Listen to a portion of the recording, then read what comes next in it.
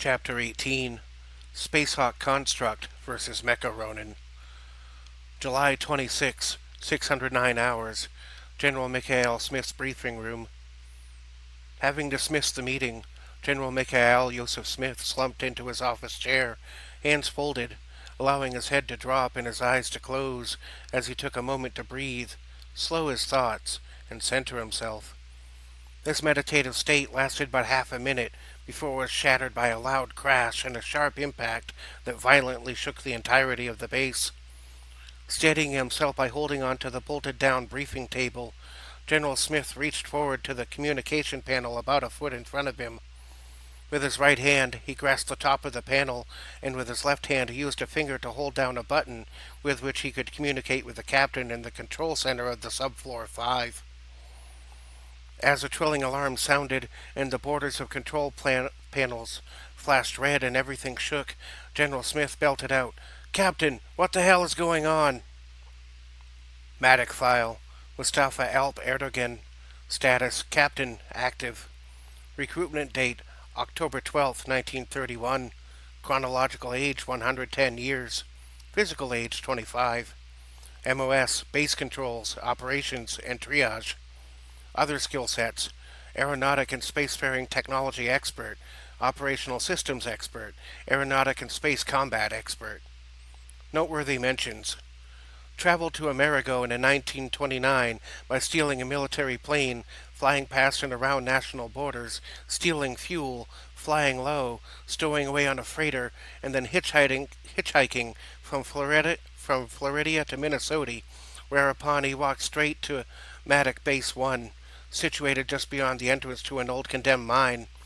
Upon knocking on the front gate and being surrounded by agents, he demanded to be given an interview by the General of the Corps that will save the world. Mustafa did this, having spied on Matic agents as a member of Turkish intelligence. He abandoned his own government and was the first person to postulate a theory about a counter-movement within the Matic Corps. He managed to single-handedly suppress Turkish knowledge of the Corps through misdirection and by claiming that his government had given in to Western propaganda. Quickly showed a talent for understanding systems of operation and became pivotal to the development of the Corps' space travel initiatives, currently captains as Base 7's Chief of Operations. Captain Erdogan opened communications from his station on the control bridge, yelling over the rumbling and shaking of the encounter as he addressed the general. "A flotilla of vessels has emerged from a nearby nebula. A collective shot was fired against our immediate vicinity. Force fields went up automatically. Superficial damage only." General Smith stabilized himself as some of the rumbling diminished, communicating with Captain Erdogan through the tabletop viewer. "Force numbers and type." Captain Erdogan switched the viewer to his lieutenant, who was at the tactical station assessing the situation. Matic file. Raymond Ezekiel Childs. Status, Lieutenant active. Recruitment date, February 26, 1942. Chronological age, 121 years. Physical age, 25. MOS, Aeronautic and Space Situational Operations Specialist. Other skill sets: weapon systems and ordnance expert, chess master, expert in judo and aikido, and an expert pilot. Noteworthy mentions: before being recruited into Matic, was a fiction writer whose books came very close to realities within the Corps. His writings gained the Corps attention, which at first thought he might be a spy. He claimed to have seen the events in dreams, and in some circles is thought to be a prophetic dreamer. "I've always known I will die in space. So long as I am on the planet, I do not even consider the possibility of dying. I just do what I do," was something he was quoted to have said. Lieutenant Childs spoke in a loud but clear tone.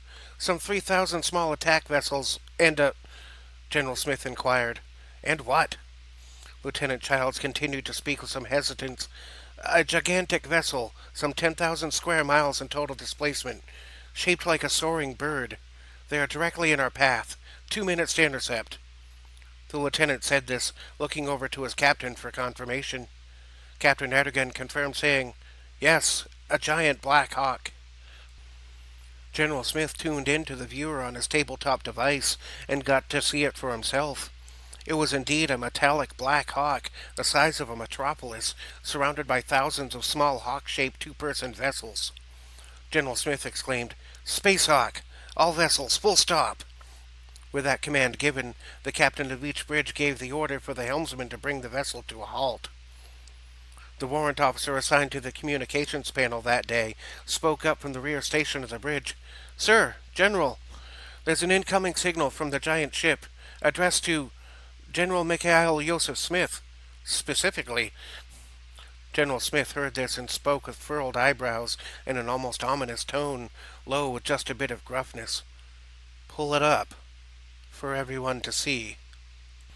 The lieutenant operated the controls and put up a live feed between the general and whomever it was on the Space Hawk ship, sending that signal to every Matic vessel. Matic file. Malachi Murte Skull, formerly Malachi Mura Shul. Status MIA, assumed dead. Recruitment date January 18th, 1652. Chronological age 398 years. Physical age 31. MOS, Technology Research and Development. Other skill set, PhD in Physics, Quantum Science, Mechanical Engineering, Cybernetics, Computer Programming. Expert in technologically applied magics, AI development, and the monk system, the Way of the Fist. Noteworthy mentions. Headed a Matic project codenamed Spacehawk, the purpose of which was to invent some means of traversing both distance and time with a single action. Shortly after the invention of space-folding transporter technology, he and his team were lost in a bizarre accident conducted under ill-advised circumstances. One of the Corps' premier great minds, assumed to have been lost in the disaster of 1707, an incident in which a bolt of lightning struck a research facility building, resulting in a massive explosion assumed to have killed him and his 100-plus employees. An image appeared on every view screen of the silhouette of a humanoid standing just out of range of some greenish light.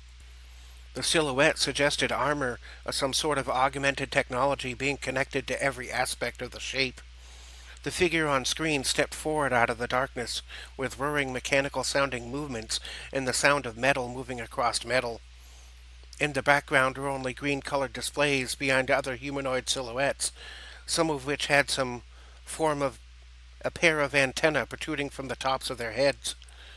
The green lighting barely illuminated anything, leaving all the figures on the Spacehawk vessel fairly ambiguous. Everyone on the Matic vessels looked on as the event unfolded, waiting to learn for the first time what the general was already suspecting. A ghost from the Corps' past had finally caught up to it and had business to conduct. The figure on the strange giant vessel spoke in an ominous and almost mocking way, letting the last word of each sentence hang a little longer than one might ordinarily be inclined to do. "Ah, still too dark for your biological eyes? Maybe this will stimulate your senses and your memories." The daunting figure snapped his fingers on his left hand, causing a white light to illuminate the entirety of the bridge on his Spacehawk vessel. The dominant figure was a male humanoid with a bushy mustache and a 5 o'clock shadow, covered in metallic armor, cybernetic devices, spikes, blades, and other combat mechanisms. His armor was red with gold trim, the Corps' previous colors from when it was simply MATF, Martial Arts Technological Forces. Some kind of wraparound visor was permanently affixed to his face, having a similar shape to ski goggles. Spiked pauldrons covered his shoulders, elbows, and knees. Various wires and displays seemed to be woven into the very fabric of his metallic armor.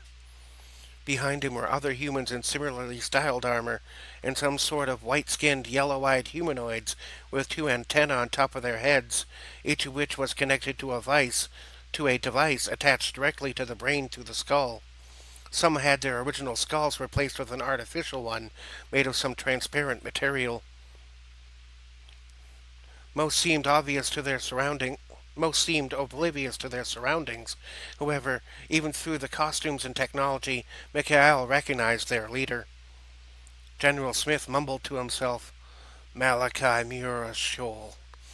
The imposing figure barked out, "That's Dr. Scald, you dullard!"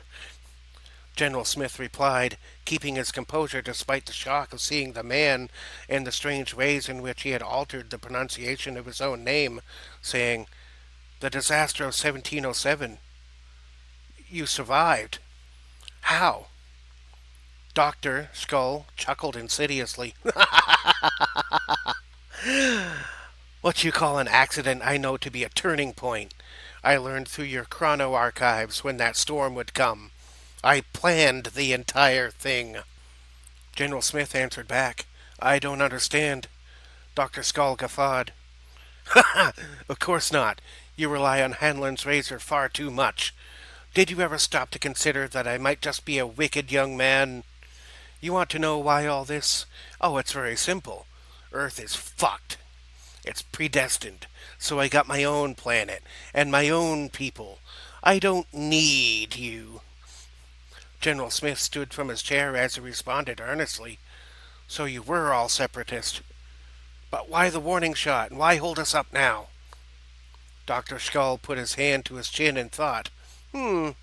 Well, you're in my quadrant, and I just don't like you. But before you get all gung-ho with your newfound space prowess, allow me to reacquaint you with someone you should already know. Come forth, child. A small shadow started to emerge from behind the scenes on the bridge of the Spacehawk vessel. A small person walked forward from the darkness, stepping into the light.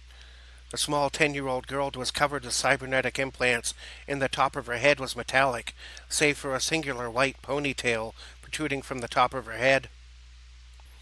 One eye was gray, and the other was covered with some sort of purple lens cybernetic monocle built onto her face. Black eyeshadow highlighted her wicked-looking smile. Captain Rolf Luger was watching all this from his phone as he was walking back to the motor pool. Rolf immediately recognized the little girl as Sarah, the girl who was lost at Pampahindi. She would be 10 years old by now, and appeared to be happy to be on a ship full of the enemy. Rolf dropped to his knees, exclaiming, Sarah! Rolf clutched the phone so hard that it started to crack and ceased functioning. Rolf's heart broke to think that his daughter was now the agent of an enemy. Looking up through tear-filled eyes, Rolf's senses were overcome by his anger. Several vehicles along the road had stopped after the rumbling and remained stopped as their occupants watched the same thing from their own screens. Meanwhile, back on the vessel, Dr. Malachi Muerte Skull smiled most motherfuckerly as he wrapped his arm around the small young cyborg child, pulling her closely into a side-by-side embrace.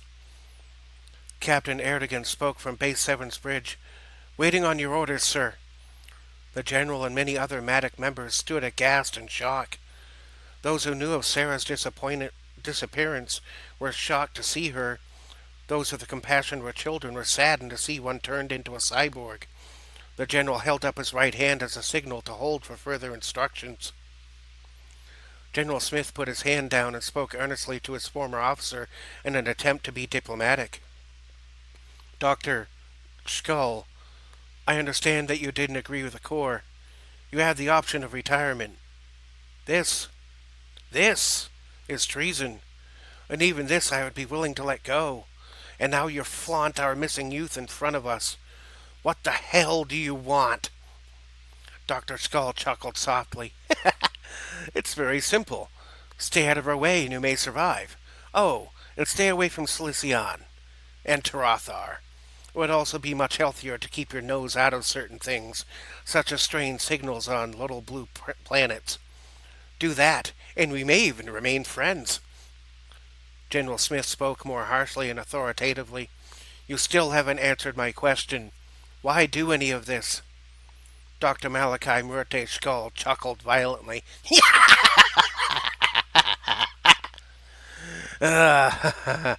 You still really think you can unite all the tribes behind your celestial judges? You cower behind your gods and your ideals. You fail to allow a man to take his rightful place. You capitulate and negotiate with aliens, vampires, and all other manner of filth. You would have us gloss over the damage done to our kind by going back in time and applying bandages. While you struggle for survival, it will be us who will assert dominance.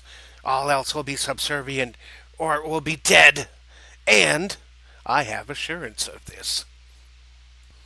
General Smith looked on with his mouth partially agape as the dastardly doctor went on his self-righteous rant. As the general looked on, the mad doctor signaled for others to come through the two doors behind him on either side of the bridge. The doors opened, and a stream of small people came through either side. As they came into the light, they appeared to all be children fitted with cybernetic devices. Many appeared to have suffered from genetic mutations, not all of which were aesthetically pleasing. Children between the ages of 6 to 15 filled the room, still leaving a line going out both doors. All had disappeared from Earth and were fitted with cybernetic enhancements and had undergone experimental gene therapy. Dr. Skull smiled fucking smugly, knowing that many of the children would be recognizable, as many had been celebrities or had been involved in politics or on the news. He smiled knowing that it would leave them incensed. Dr. Skull raised his arms and stood in a Jesus pose as the fucked up little children poured in around him. He embraced as many as he could in either arm and smiled, knowing what it would force the general to do and what the aftermath might be. Lowering his head to smell their hair, Dr. Skull smiled, saying, "Ah, the children of technology, the fabulous slaves they make." Putting that aside, General Smith instead asked a question. "If you have Sarah, then where are her parents?" The mad doctor's smile enlarged. He reached over his shoulder to a device on his pauldron that dispensed a cigar. Putting the cigar to his mouth, he raised his left index finger, which was a mechanism that flipped open the cigar's tip to conceal a compact flamethrower device. A 3-foot blast of blue flame came from the mechanical finger, instantly lighting the cigar. The doctor lowered his hand, took a couple of puffs from the cigar, then blew out 3 rings of smoke directly into the faces of some of the children. Letting out the smoke and licking his top lip, Dr. Skull gave his answer. "Oh, her. Her daddy lives on your miserable vessel. Her mommy and stepdaddy resisted, so I had to put them down. The girl was smart enough to comply." General Smith furrowed his eyebrows with pursed lips, then spoke with certainty. "You leave us no choice but to break through. End communications." Dr. Skull observed as General Smith cut off communications.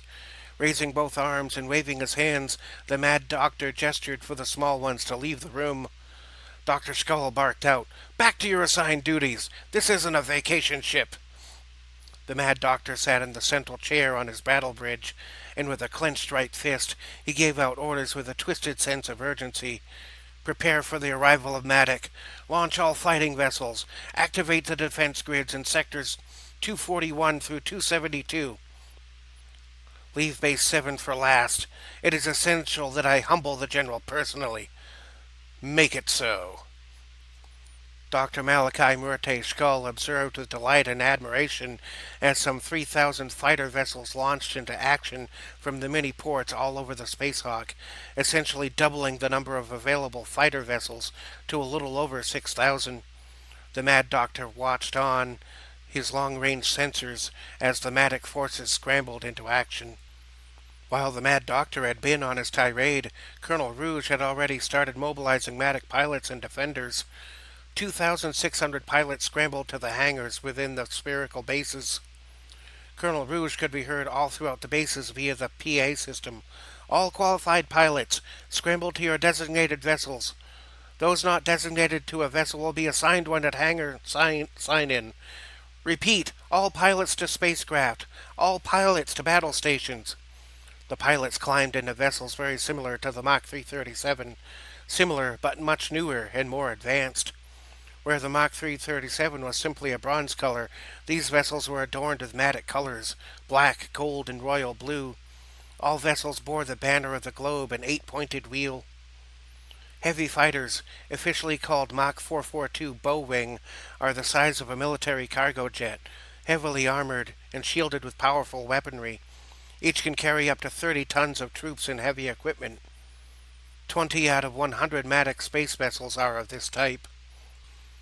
Medium fighters are designated as Mach 448 Y-Wing. They sport a set of wings in the shape of an upside-down Y.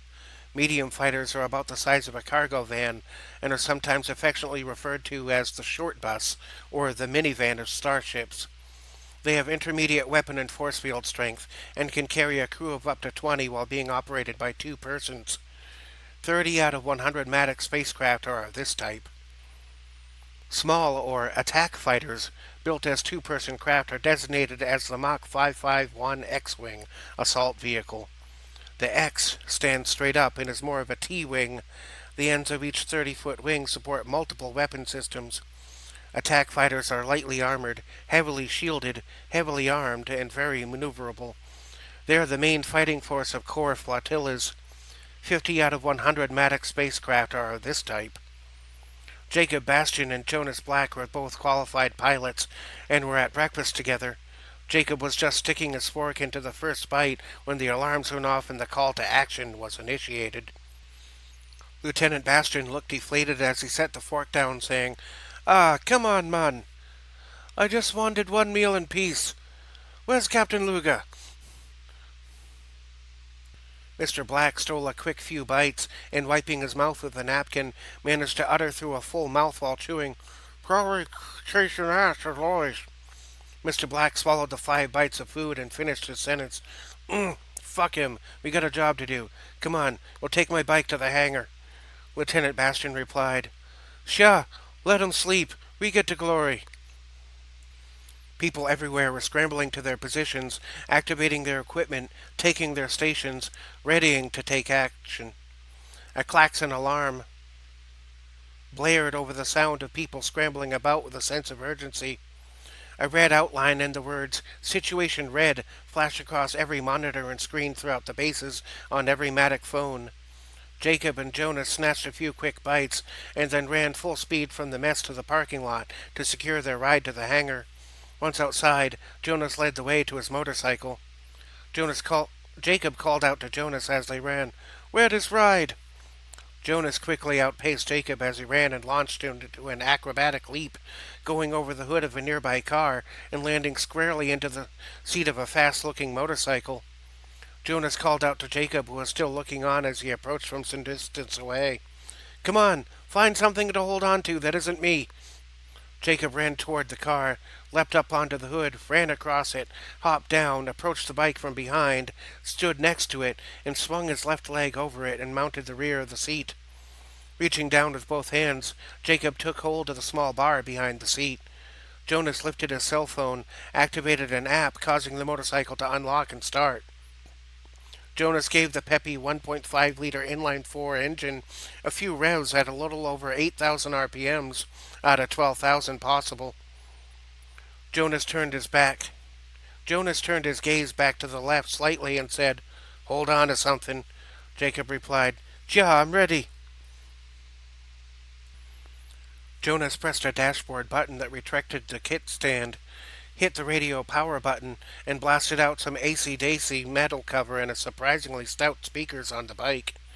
Jonas twisted the throttle forward, popping a 3-foot wheelie as he left the parking lot, with Jacob hanging on in terror with a burning cigar hanging out of his mouth. Jacob nearly fell off the bike, but the cigar remained firmly grasped between his gnashed teeth. The aerodynamic-looking 300-plus horsepower motorbike quickly accelerated to speeds over 180 and was capable of more than 260 miles per hour. It took the two only a few minutes to reach the hangar, weaving in and out and around traffic at speeds between 60 and 200, depending upon the situation. Jonas nimbly maneuvered the bike at the limits of its capabilities and at the limits of his own capabilities. Jonas sped the bike past a slower truck at the gate at the hangar at a little over 100, went straight for the giant hangar doors in the rear lot. Upon arriving within a couple 100 feet, Jonas hit the brakes and turned the bike sideways, skidding to a stop within a dozen feet of the hangar building. Jonas smirked at his feat of piloting as Jacob turned his head to the right and projectile vomited what little food he had eaten before leaving. Jonas made a puzzled face. "You're one of the best pilots we've ever had. And you yak on a bike ride?" Jacob spit out the last of the chunks, chuckled, and gave his answer. "Ugh, it's different when you're not the one driving. And you know I'll be the one driving." Jonas Jonas chortled slightly, getting off the bike. You do the driving, I'll do the shooting. Jacob nodded his head and replied in a raspy, settled voice, "Ma nigga, let's go." The two ran full speed through the large metal doors, slowing only briefly enough for their IDs to be scanned and faces recognized by security personnel and scanning mechanisms. After passing through the security gate and being waved through by security, Jacob and Jonas beat their feet for their assigned craft, a Mach 551 X-Wing assault vessel, number 222. Ladders were set up on either side so that the pilot could get in front and the gunner could get in back at the same time. Once the two men were inside the craft, having dropped in from slightly above the seat position, Jonas operated several controls in the cockpit, causing the cockpit window to slide shut and engage locking mechanisms. With the cockpit locked and controls engaged, the automated ladders rolled back and folded down into the floor through their subcomponents. The floor around the craft lowered itself down into the launching tube network. Once the platform hit bottom and settled in, a process which takes about 8 seconds, the wheel locking mechanisms are released and the vessel is clear to launch, taking into account other traffic in the launch tube network. Captain Bastian and Mr. Black belted themselves in and prepared to join the rest of the Matic forces. The control panels of the Mach 551 illuminated with a bluish tint from the backlighting, with the whole control panel being encompassed with a blue outline. The gravimetric pulse engines powered up with a whirring hum, followed by a rhythmic pulse playing out in a 1.5 second increment. Engaging the control panel, Captain Bastian programmed the autopilot to look for an opening and then launched through the tubes to deployment junction 187, situated at the southern pole of the spherically shaped base. Within a few seconds, the Mach 551's engines engaged with a deep thud, followed by a diminished note with a quickly cascading volume. The vessel made a faint rumbling sound as it entered the tubes under engine power. The vessel would now follow this tube junction for several thousand feet before taking a turn to an exit junction. Once at the junction, the pilot can engage the controls and engage the throttle, as the final tube is a straight shot to the exit from the hangar's launching system. Once the vessel launched into space, the only noises would come from the cockpit.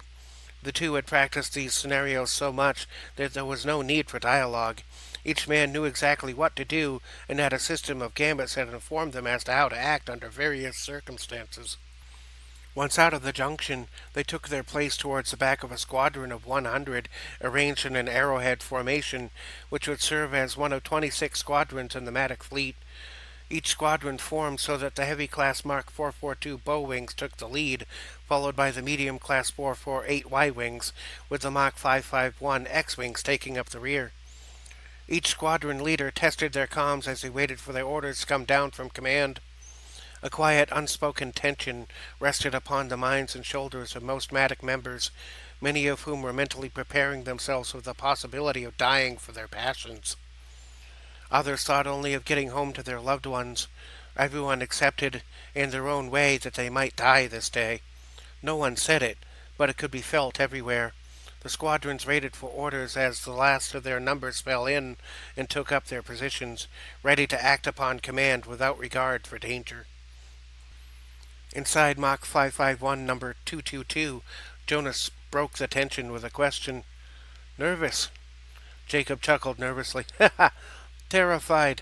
But I got to figure. If an innocent person can be tortured to death for having his own religion, I guess that a slob like me can die for this thing we're trying to do. You know?"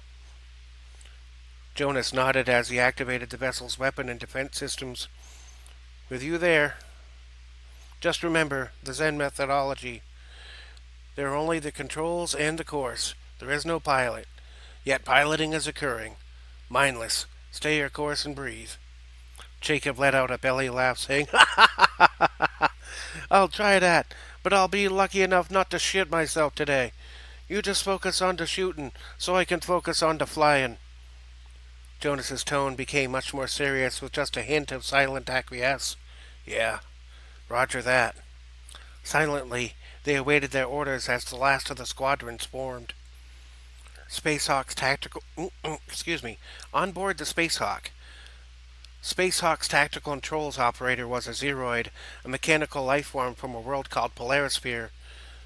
A collectivist who went outworld after the Zeroid Civil War broke out, he found a sense of purpose as a cog in the Spacehawk machine of war in which there is no dissent.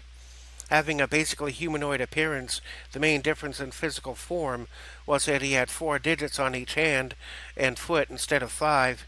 Paying close attention to his situation, he quickly perceived that Matic forces were assembling. Jesus. With an eerie robotic voice that smacked of ill intent, Zeroid Tactical Unit 008218365, codenamed CyberEye, informed his supreme commander of the developing situation. CyberEye informed his commander, Master Skull, Matic forces are assembling into an attack posture. Skull listened and inquired, Force types and count. CyberEye answered in descending tones, a mixture of light, medium, and heavy class fighters, 20% heavy, 30% medium, and 50% light, exactly as you anticipated. Skull chuckled almost imperceptibly. If nothing else, Mikhail is entirely predictable. Let's wait until they get about 30 seconds from firing range to employ our little surprise. CyberEye grinned most dastardly, nodded and sounded off. Yes, Master Skull, they won't see it coming. Dr. Skull turned to the cybernetically enhanced human on the flight controls and spoke in a deviously low tone. Mr. Pales, hold our position until the surprise is ready. Mr. Pales answered exuberantly while staring at the view screen. Aye, Commander, holding steady. The rest of the crew were a life form known as Ravel. They were a society based on hospitality, philosophy, and cultural interchange.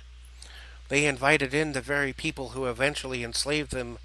Now, with the exception of the rebel forces known as the Ravel Rousers, the majority of the Ravel serve as unwitting soldiers in Skull's organization. As such, they only speak when spoken to and only act when commanded. Otherwise, they followed programmed gambits under the guidance of Skull himself. Their most notable physical features are their pale white skin and a pair of antennae on top of the head, rather than ears on the sides of the head. Every Ravel has green hair, and their females are slightly larger, stronger, and more aggressive. Males were employed for mental tasks, while females were assigned to heavier labor divisions, all slaving silently, with their will completely broken by invasive medical technology. Dr. Skull and his obedient crew waited in silence for Matic forces to arrive and fall into their trap. Dr. Malachi Murte Skull held his cigar near his face with his left hand's index finger and middle fingers, putting the cigar to his mouth and taking a long drag, actually inhaling the smoke and blowing it out his nose. He smirked the smirk of one who knew he would win. Back aboard Maddox Base 7, General Michael Smith was about to take his home elevator down to the bridge level of subfloor 5. However, just as he walked over to the elevator doors from across his office, Commander Singer stopped him in the hallway before he could even open the doors. General Smith greeted her as she came running down the hall to join the rest in the control bridge. Commander, I take it you're up to date on the current situation. Commander Singer raised her right hand's index finger, signaling the general to wait, and then spoke to him earnestly. General, I need a word. General Smith answered candidly, On the way down, Commander. A moment later, the elevator doors opened. General Smith gestured for his commander to enter first, and then walked in behind her. The general pressed a button to send the elevator to sub-level 5. Once the doors closed and the elevator started to move, Commander Singer pressed the halt button to stop the elevator. The general understood the significance of this and patiently offered his ear, despite the urgency of the situation. With privacy and the general's attention secured, Commander Singer stated her case. Permission to speak candidly. General Smith answered softly, after only a couple of seconds. We can drop the formalities, Gloria. What's on your mind? Gloria Singer took a silent breath as she composed her thoughts through the racing thoughts and rampant emotions in her mind, then spoke to Mikhail in a calm and perhaps emphatic manner. Mikhail, This opponent is not only a former ally, he's also an old friend. Mikhail answered softly while nodding subtly. There is no more bitter an enemy than an old friend. Gloria continued speaking on the point, still maintaining her soft tone. That's not what concerns me. He knows you. He may be able to predict and prepare for your decisions. In fact, from what I've read about him, he's most likely prepared some trap to ambush for you right now. Mikhail turned away from the wall and met Gloria's gaze face to face, speaking in an equally calm and candid tone. I know, and that's why we're going to recklessly barge straight into it. He'll expect me to be cautious. I can take advantage of that. Gloria smiled softly and subtly, saying, I know. I trust you. I always have. I just want you to be aware of your own emotions. Mikhail let out a soft but heavy sigh. My dearest, sweet Gloria, in any other life, I'd have given you the world.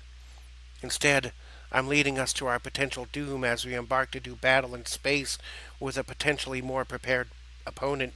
I. Gloria leaned in close to Mikhail and softly kissed him on his lips, holding it for a few seconds as he returned the kiss. For a moment they embraced in silence, each resting their chin on the other's shoulder under the red lights of the alert system. They didn't need words to communicate that either would go to the ends of the very world for the other. It was unspoken, yet known implicitly. Gloria relinquished her grasp, as did Mikhail. Meeting each other's gaze, they spoke simultaneously. To the end of the universe, and whatever's beyond that.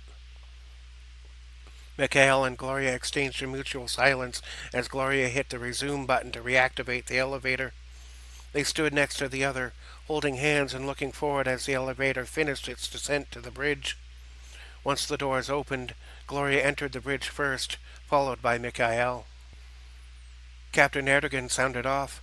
General and Commander on deck. Mikhail nodded, then spoke calmly and routinely. As you were.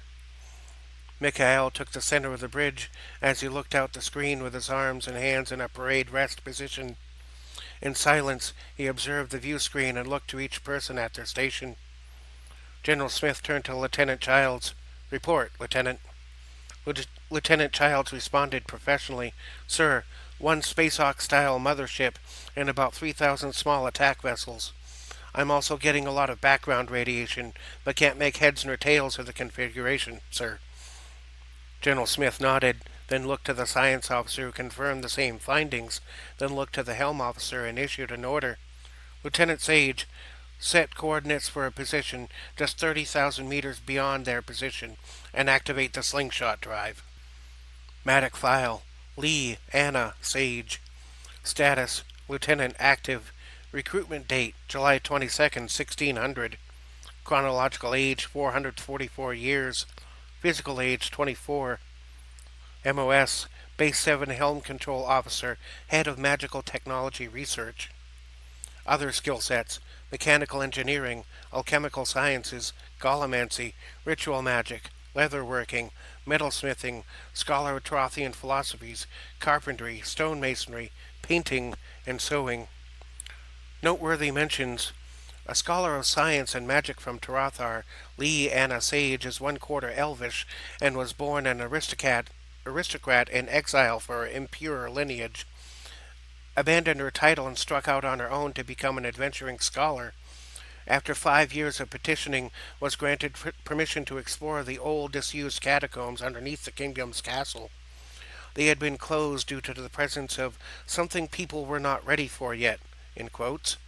After much negotiation, the king was convinced that with 600 years having passed since the sealing of the catacombs, any danger from such a bygone era would no longer pose a threat, summing the tales and legends up to be old superstitions.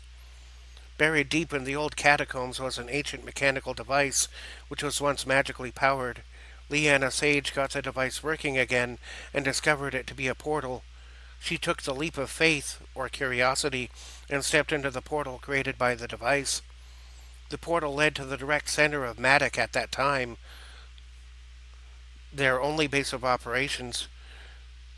The Corps quickly discovered this young medieval lady from Tarathar.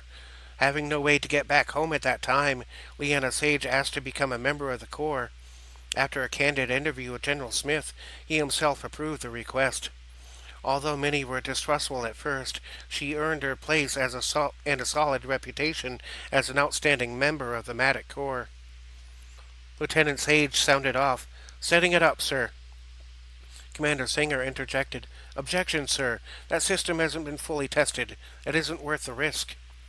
General Smith saw this not as an objection to his action, but as an opportunity to steelman his decision. He used this opportunity to rise to the occasion. The general kept his hands behind his back and walked to a point directly in front of the view screen. General Smith turned to face the bridge crew and anyone watching the Corps broadcast, and stated his case with stoic certainty. "What I would have us do is inherently dangerous. One could say that, as a militia, our entire job description could be laid out in terms of danger and violence. Right now, we are faced with a foe who is an old ally. There is evidence to suggest that this rival has been spying on the Corps for decades, even centuries.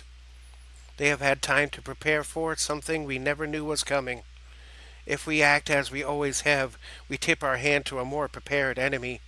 We must be unpredictable if we are to succeed here. All of our history has led us to this moment.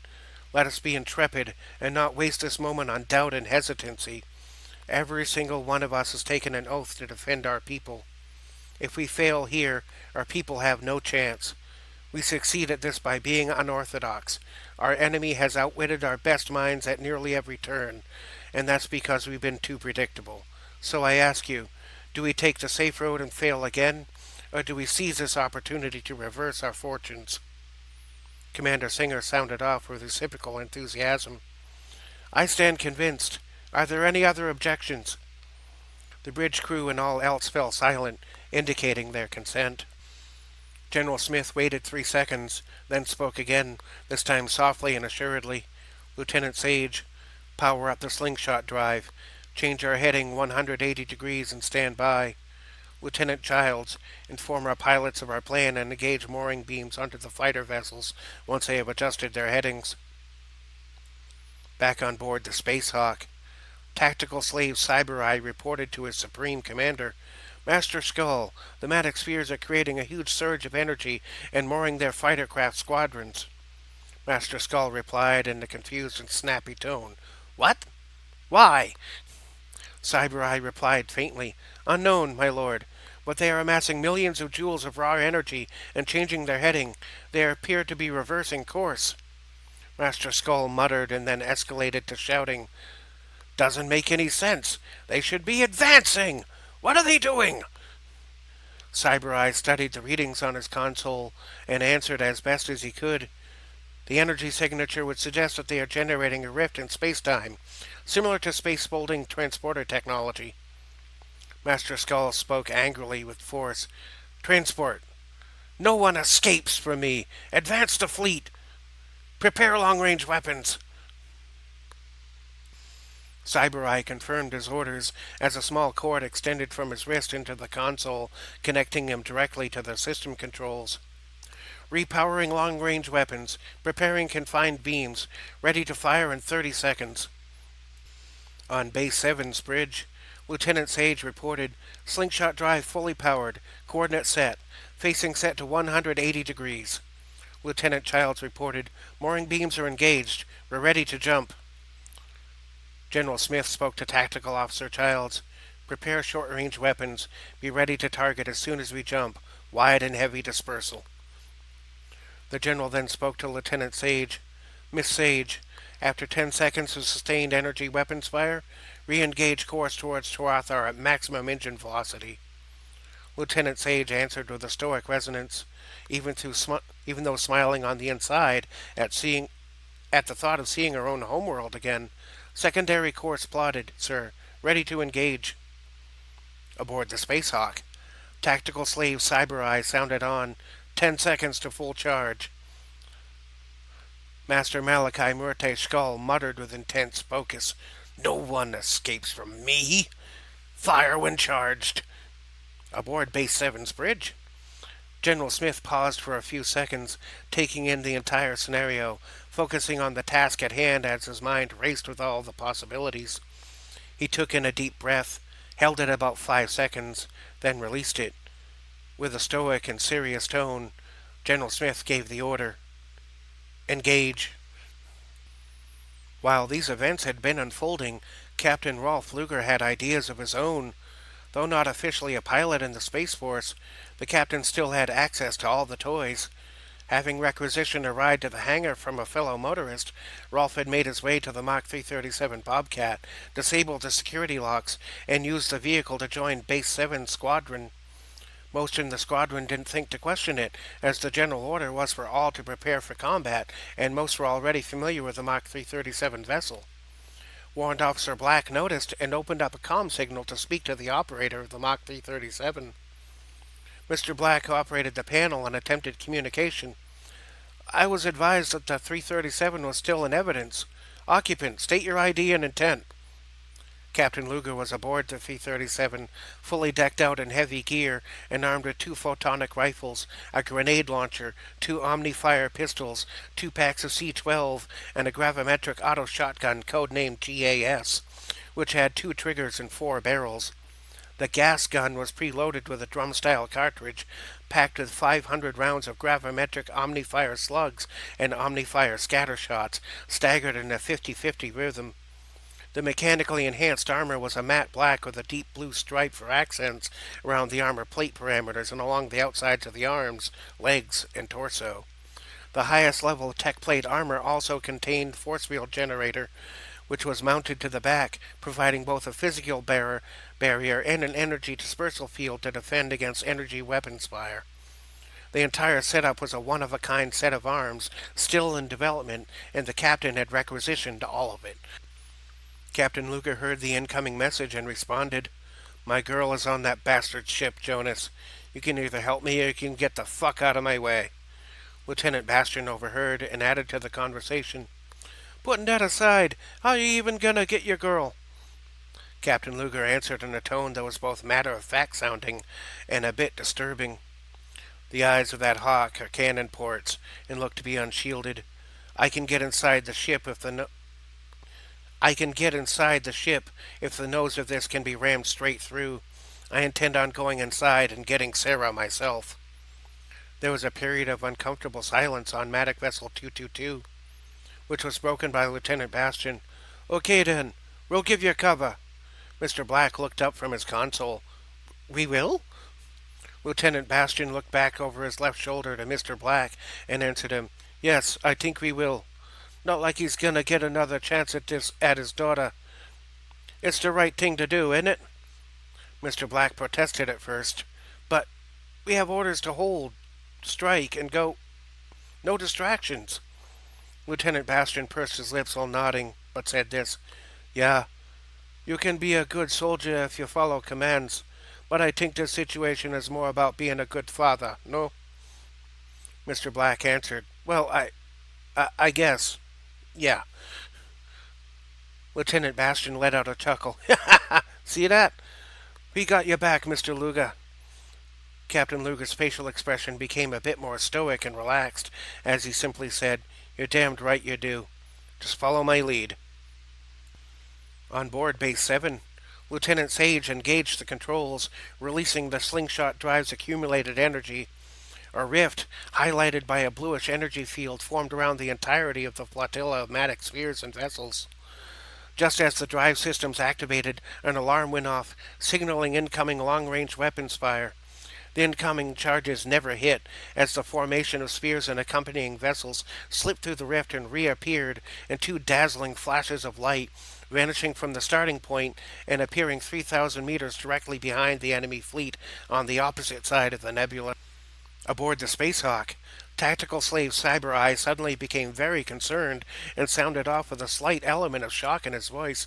"Master Skull, Matic units have vanished completely from the scanners. I can't locate." Simultaneously, Master Skull exclaimed, "Fuck!" slamming his mechanical fist down onto the armrest of his command module chair.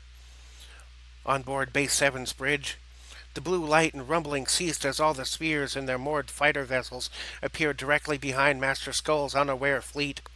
The slingshot drive had been successfully utilized without incident, landing Matic forces directly behind the enemy fleet with all weapons at their backs.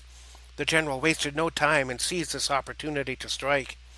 General Smith opened a direct channel to all bases and accompanying vessels and gave emphatic orders. Now! Fire at will! As the cockpit of every fighter vessel sported a view screen with a 10-second timer in the upper left corner, a deluge of ion energy and ballistic antimatter warheads rushed from Matic weapon systems, striking the majority of Master Skull's vessels with a tsunami of hostile and destructive forces. Many of the enemy's smaller fighter vessels were destroyed, along with their operators, before they could even raise their defense shields or get a lock on an opponent's position. At the same time, half of the Matic spheres focused their fire on the Spacehawk mothership, which dwarfed the smaller spheres by a factor of nearly 100.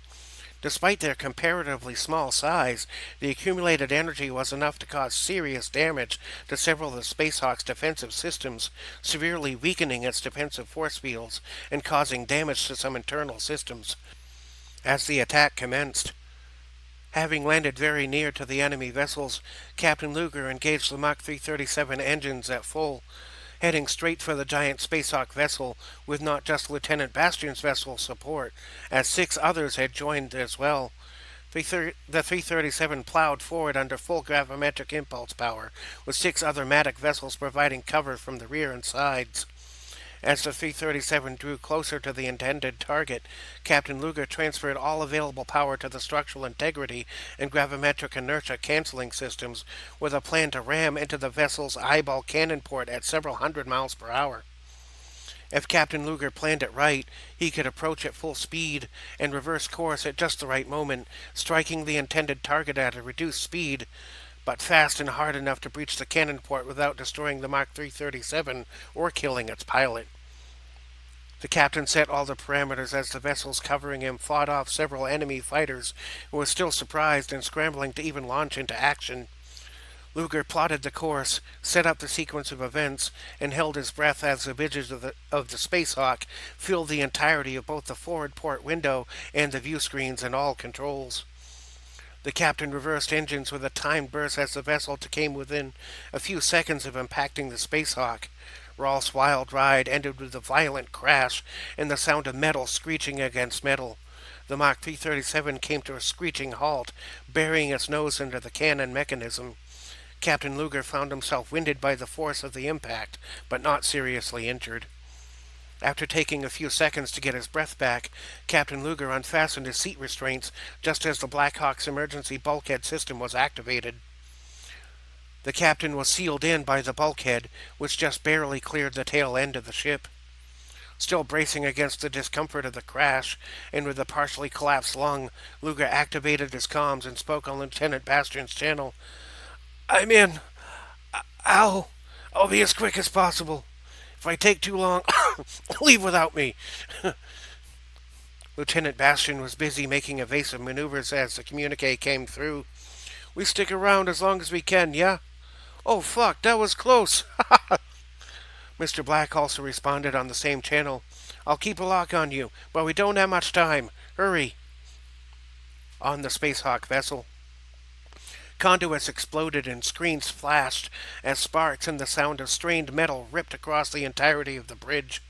Ravel crew members attempted to stabilize themselves as the vessel shook violently due to explosive decompression just a few decks below, as some of the Spacehawk's structural integrity was compromised to the point of failure, causing multiple hull breaches.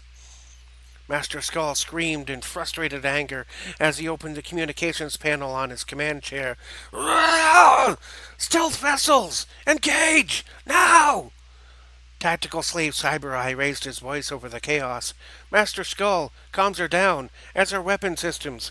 We can't—" Enraged, Master Skull raised his right fist, shaping the mechanical hand and wrist into a forearm-mounted energy weapon.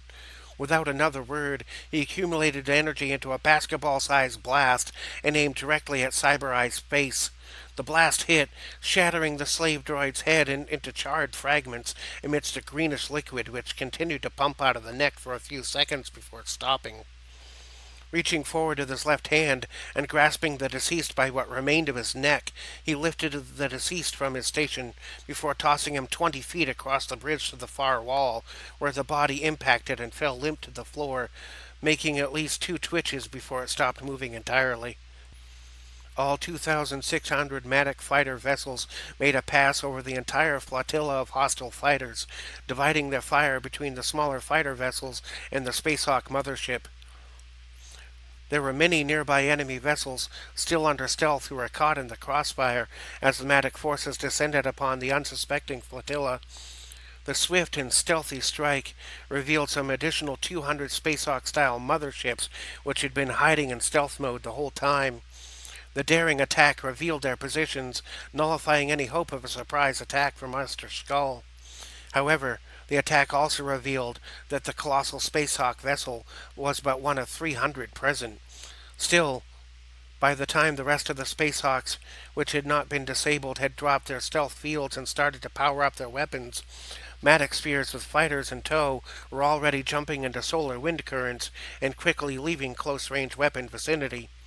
All things totaled, Matic retained all of their spheres and lost only 5 fighters in the surprise exchange, while Master Skull's forces took heavy damage to their Spacehawk fleet and lost nearly half their fighter vessels.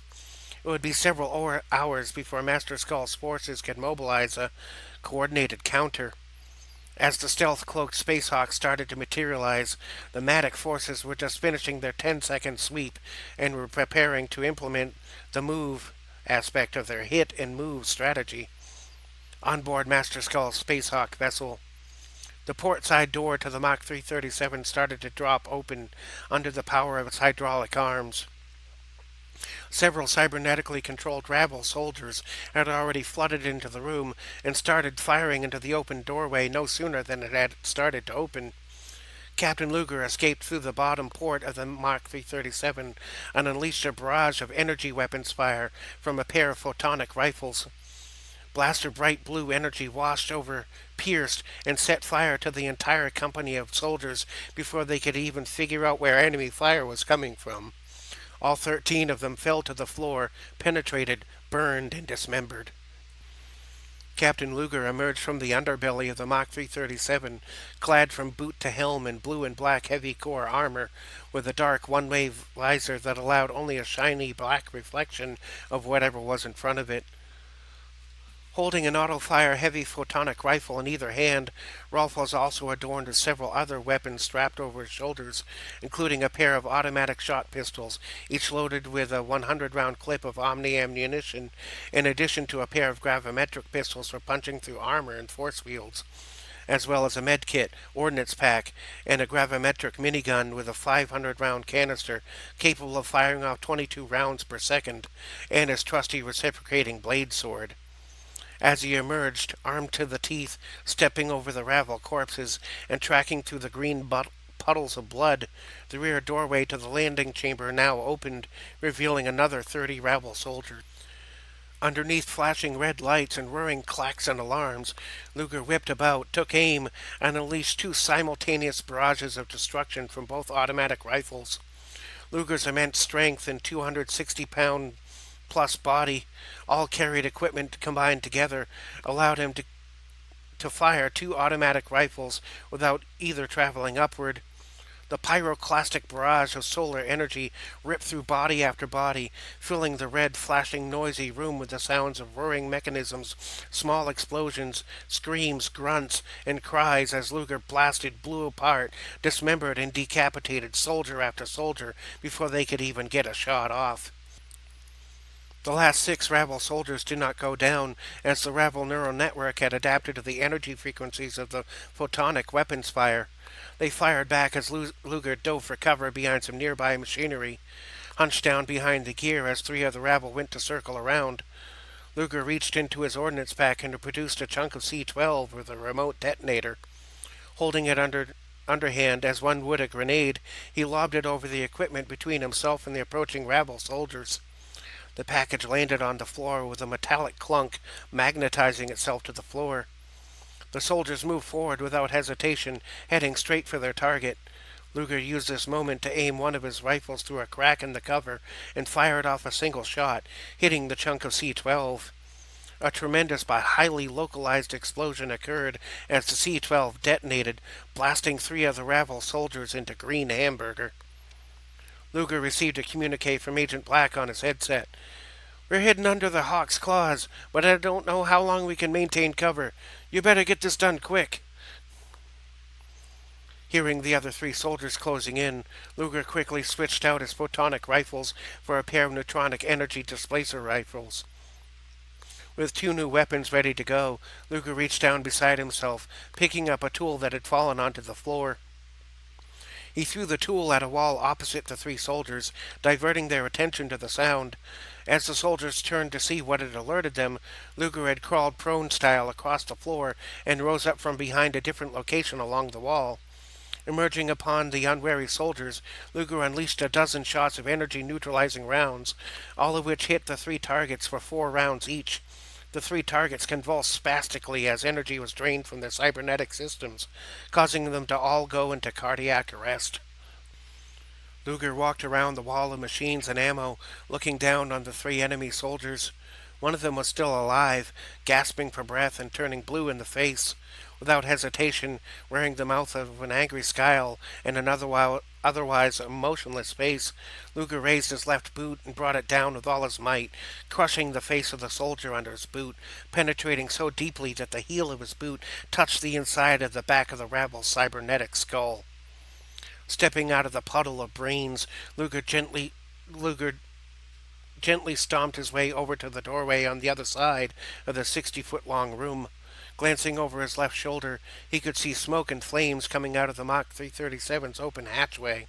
Seeing this, he sent one last communique before switching off the frequency. Luger said, "The Mach 337 systems are toast. I won't be getting back that way. I'm either escaping here with Sarah, or I'm dying here with her.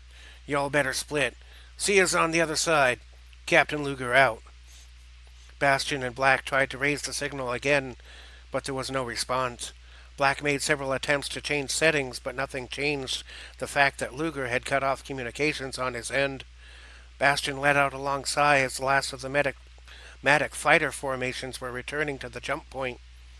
Tapping a finger on an inert part of the control panel, Bastion spoke with a defeated tone. "I should have known this would be a mistake." Black nodded with pursed lips and stated calmly, "He made his decision. You gotta go, we're gonna get left behind." Bastion responded, "I know that, but that doesn't mean I have to like it. I pity the man." Black answered somberly, "Ditto." Bastion engaged the controls and left the position under the Space Hawk as the last formation of Matic fighters rushed by, just catching the last wave to move away with the last sphere. Luger had deactivated and removed the communication module from his battlesuit's helmet.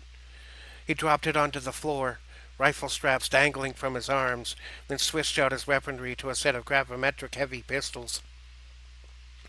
Overflowing with resolve and focus, Luger made his way to the bay door, lifted up his left pistol, and shot the keypad 3 times, causing it to arc electricity, flashing and sparking, emitting a bluish light.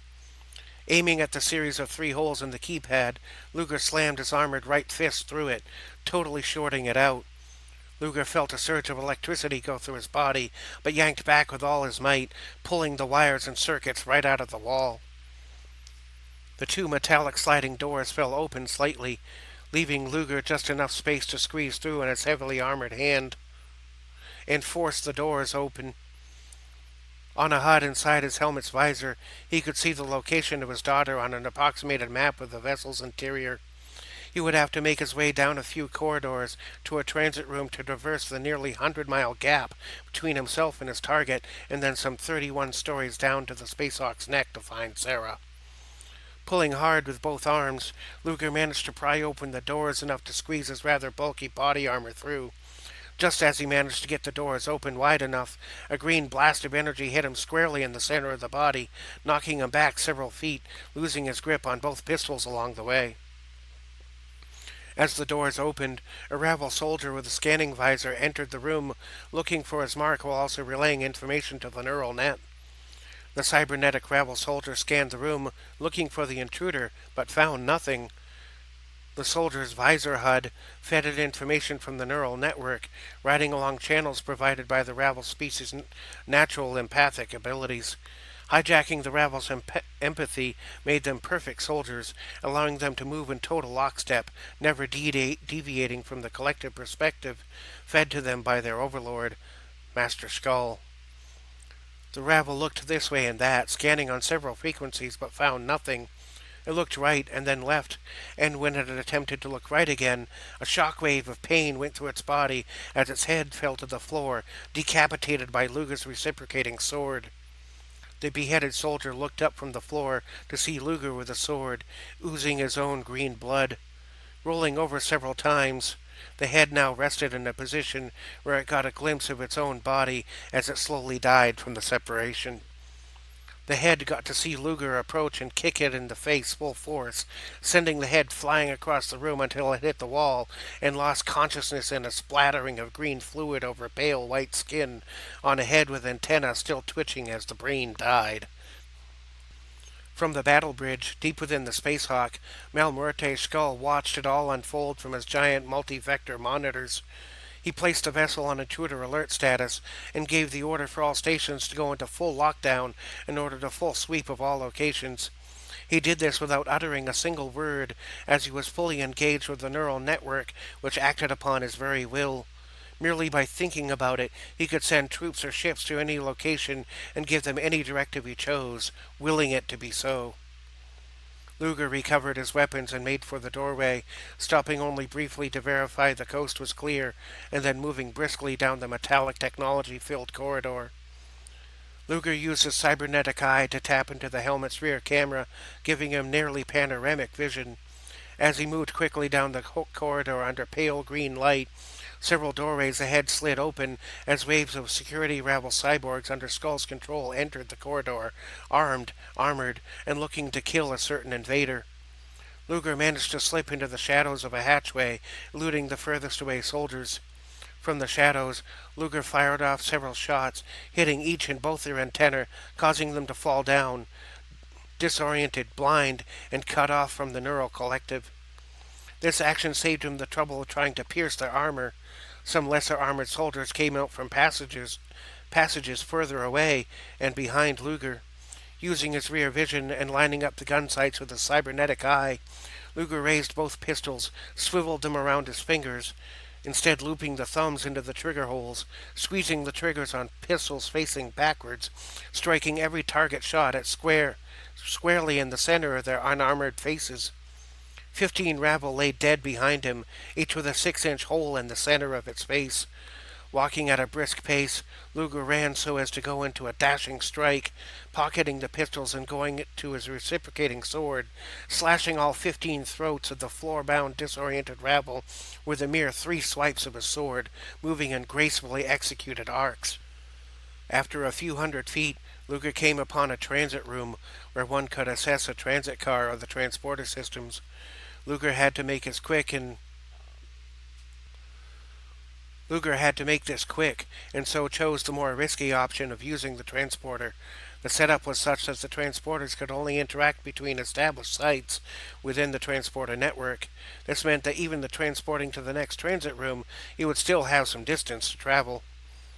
Using a Matic device in his infiltration kit, he was able to override the mechanical locks on the transit room door. Once inside, he could activate the transporter systems. Doing so, however, would likely draw much attention. Luger prepared himself for the worst as he entered the transport directives.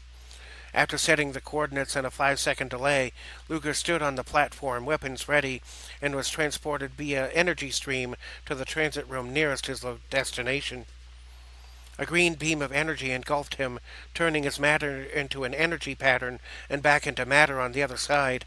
From Luger's perspective, he got sleepy, everything went dark, and then he woke up fully alert in another location. Luger arrived to the sound of alarms due to his unauthorized use of the transporter system.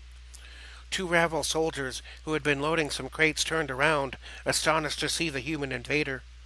Luger blasted both of them several times before they could even reach for their weapons, leaving them both with 4 6-inch holes, with one round allocated to each lung, one in the heart and one in the face. If nothing else, Luger's sense of overkill was thoroughly precise. Luger exited the transit room into another corridor, which seemed to be currently unguarded. Luger stopped at a lift shaft so he could go down several floors. Seeing that the door required a passkey, Luger opted to attach a block of C-12 to the door instead. Ducking into an archway, Luger detonated the trigger using his phone. A mighty localized explosion tore the metallic doors apart, leaving just about enough room so that he could squeeze through the opening in his heavy, bulky armor. Losing no time, he ran and jumped feet first at the hole, going into about his mid-torso before he had to renegotiate his position to wiggle through. As Luger was doing this, 2 groups of soldiers were coming down the hall from either end, quickly making their way to Luger's location. He wriggled and strained his best, and after a few seconds and a few narrow misses from enemy fire, Luger managed to get through the opening and traverse the doorway. The approaching rabble soldiers overheard Luger screaming, "Ah!" Believing he had gone down the hole, the rabble soldiers approached the doors, used their access frequency, opened them as far as they could, given their new blown-out shape, stood over the deep, dark shaft, and fired their weapons down into the hole, determined to finish off the intruder. Above them, Luger was wedged across the shaft, stretching out from hand to foot to secure himself in a narrow passage between mechanical guides and the lift mechanism. His strength and stamina kept him securely dangling from above.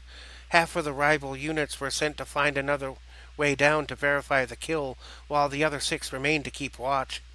Luger had hoped to go unnoticed, but now he had to use his left hand to keep himself wedged and the right to procure a pistol from his waist-mounted holsters. Sure enough, one of the rabble looked up, getting a good gander and a bullet in the center of his forehead.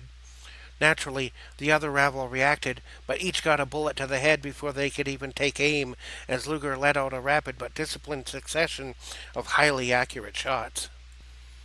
Luger hopped down through the shaft door and emerged again into the hallway. Cautiously checking from behind a shadowed arch, he verified a lack of foes from either direction. Moving swiftly and as quietly as possible in carbotanium armor, Luger made his way to a garbage disposal unit which had an unguarded door. The entrance also did not require a passkey, and this was perfect for Luger's purposes.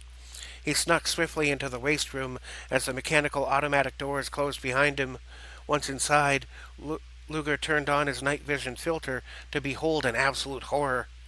The approximately 20 by 30 foot wide metallic bin contained whole and partial corpses of rabble children in various stages of development.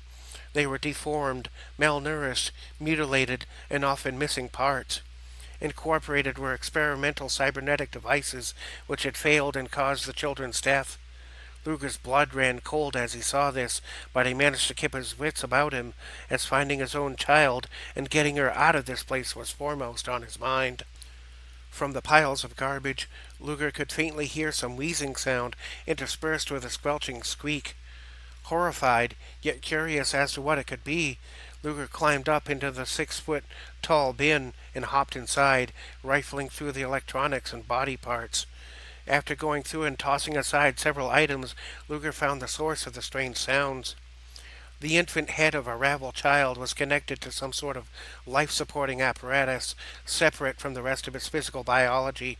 A disembodied infant's head connected to several yards of wires and strange mechanisms. It was the result of some horrific experiment gone wrong, as were the rest of the bodies in the bin. It was gasping for air, confused, frightened, and clearly suffering greatly. Luger reached down into the garbage, gently pulling it out of the decaying waste. Both of the head's eyes had been removed, and the antenna had been removed, replaced by some impromptu scanning device. According to Matic archives, Ravel process all but sight and touch through their antenna. Whatever consciousness resided inside that child's skull was trapped in utter silence and deafness, with only tactile sensation on its head and face to inform it. Its mouth had rotten garbage in it, and the skin was slightly yellowed from infection. Luger thought about ways that might be saved, but tracing each result to an impossibility. This infant child lived in a world of only suffering, seeing no way to really help. In being so moved by the child's suffering, Luger decided that it would be best if life did not continue for the poor, deformed, tortured infant. But how could he do that? A gunshot might draw too much attention. He couldn't bring himself to smother it to death as it was being fed, however poorly, by the machinery it was connected to. Reaching down into the chasm of garbage, Luger lifted the infant's head with his left hand and, drawing it upwards, cradled the head in his left forearm and gently touched its face with the back of his armored right hand while the wires and mechanisms dangled from the neck. Seeing that the cold touch of metal brought the head no comfort, Luger wiggled himself free of his right side gauntlet. He then gently touched the face with his warm human hand. It seemed to comfort the dying child some to be touched by a real person, but such a condition could not be maintained. Luger estimated that the child was in too bad a condition to be saved. He could either leave it to die and end its suffering. Imagining doing either brought a sense of dread and guilt. After wrestling with his conscience for a few minutes, Luger came to a decision. He leaned back into the garbage, muttering in a half-whisper, "Fuck, fuck, fuck!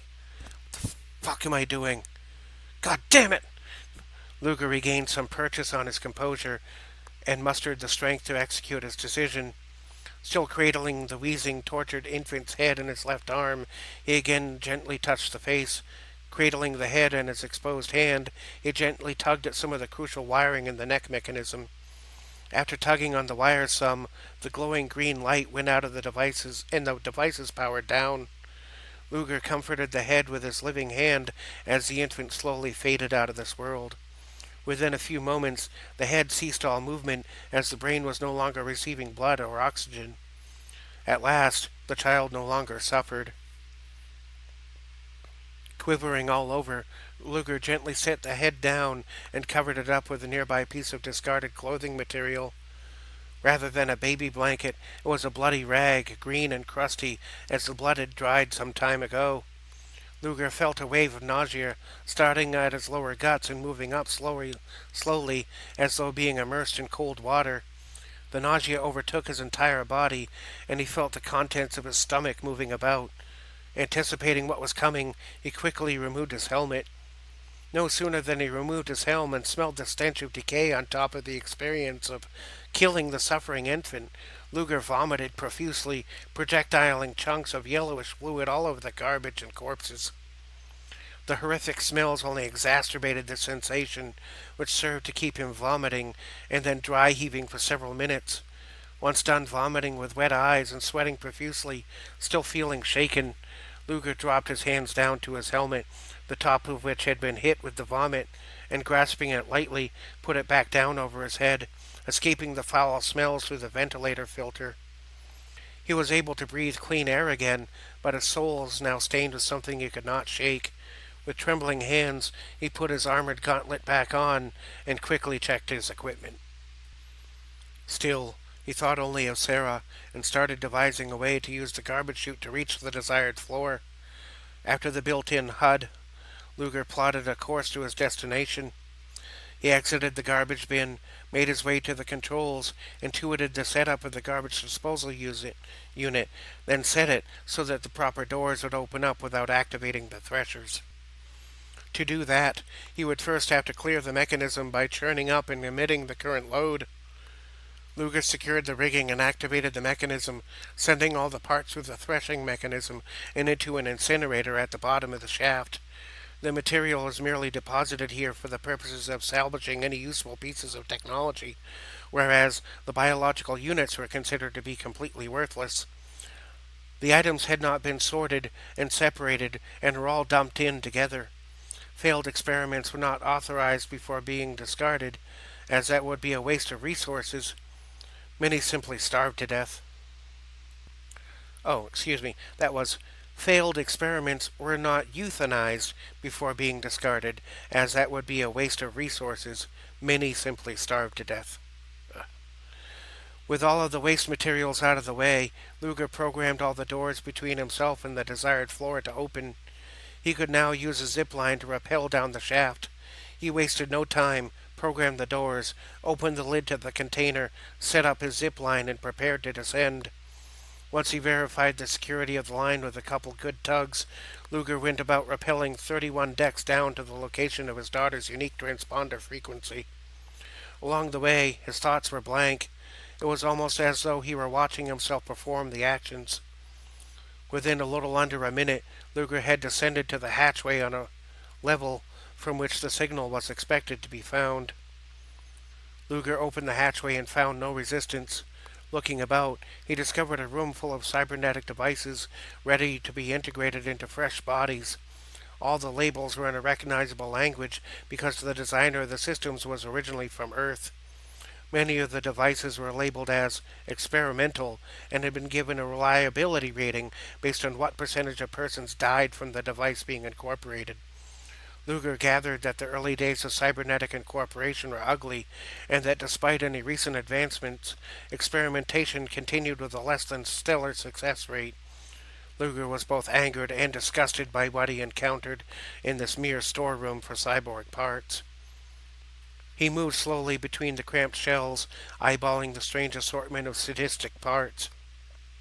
Following the HUD, he made his way through multiple storage rooms before coming to within viewing distance of a set of metallic doors leading into the next room, which was labeled Cold Storage.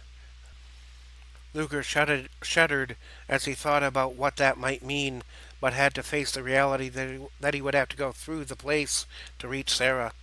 His HUD indicated that at least one life form was on the other side of the door. Luger holstered his weapons, went to the door, and operated the mechanism, expecting trouble to come from the other side. He opened the door and immediately hid behind a nearby rack of machinery and waited. Surely enough, two nearby rabble guards came to investigate why the door had opened. No sooner than they had entered the door and started to look around, Luger came from the shadows, sticking his combat knife directly into the throat of the nearest guard. The second guard turned and raised its rifle to address the sound of its ally gurgling up blood and collapsing to the floor. Extending its arm to aim the rifle toward Luger to slip in underneath. Extending its arm to aim the rifle allowed for Luger to slip in underneath, grabbing the guard by the arm and simultaneously snapping the arm at the elbow while disarming the target. Luger even caught the rifle in his offhand as he pressed into the rabble guard's neck, preventing the rifle from hitting the floor. The rabble attempted to scream, only to have Luger's armored forearm pressing into its throat. It struggled and could utter no sound, and within a few short moments had asphyxiated to death. With every kill, Luger looked his target in the eye during their last moments to ensure that his face was the last thing they ever saw. The one upside of this psychosis was that when properly motivated, he could kill without hesitation and enjoy it. Luger had taken both out quickly and quietly and garnered no further attention from the next room. Luger approached the doorway and carefully peered inside, checking for further resistance. Both his HUD and his eyes revealed no further threats, so he moved swiftly into the room, being careful to avoid the spots most likely to have surveillance measures. Looking about, Luger beheld yet another hellish reality of this vessel. The cold storage room was full of glass containers, each containing a fetus, many Ravel, but some from other species. The containers were each labeled with the species and sex of the contents. There were at least 12 different species of fetus in storage, all awaiting experimentation. This warehouse-sized area contained thousands of samples. Luger made his way through the various corridors, watchful and sickened as he made his way towards the HUD signal. Upon traversing the creepy storage facility, Luger came to a room labeled Assembly. Luger's imagination went wild with what could possibly be in the next room, but his imagination would be insufficient for what he was about to experience. Vigilantly, and almost holding his breath, Luger first made sure there were no guards nearby, then made his way to the doors. There were no security features on the double sliding doors, only a button to press and open the doors. Bracing himself for what might be next, Luger opened the door. Upon opening the doors, Luger's HUD indicated that the air in the room was unusually rich in iron, sulfur, and carbon. Luger's ears were overwhelmed with the sounds of infants and small children screaming, and various types of machinery in operation. Scanning the room to discover the source of such strange and terrible sounds, Luger discovered a room occupied by mass operations. Rows and rows of surgery units were set up, allowing for hundreds of procedures to occur simultaneously. Hundreds of infants and children were being operated on without anesthesia, fully conscious, screaming and flailing about within their restraints. In shock, Luger took off his helmet to get a clear, natural look at his surroundings. Hundreds of cybernetic rabble doctors were performing operations on conscious living children without any anesthesia. They were being cut open, having body parts removed or implants put in, and then stitched back up, all while fully conscious. The more fortunate ones lost consciousness from the pain, but most remained alert and helpless the whole time. Luger stood there for several moments, mouth agape and in shock, despite his long career of violence. Various types of blood were everywhere, and the room smelled of death, blood, and electronic equipment. The environment totally overpowered his senses. The nearby rabble were alerted when Luger unintentionally dropped his helmet onto the floor.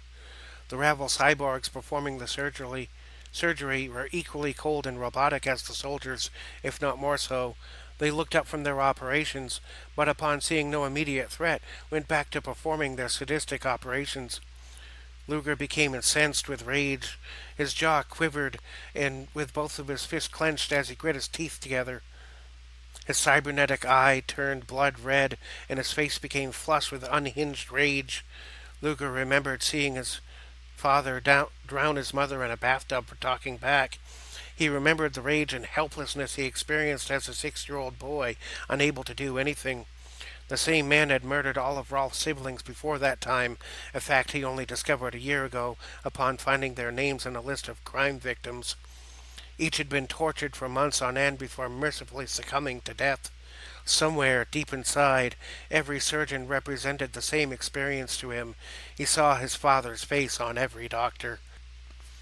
Luger exited his body and became a mere observer. His consciousness became awash in Zen devilry as he became the avatar of the retribution he so earnestly sought.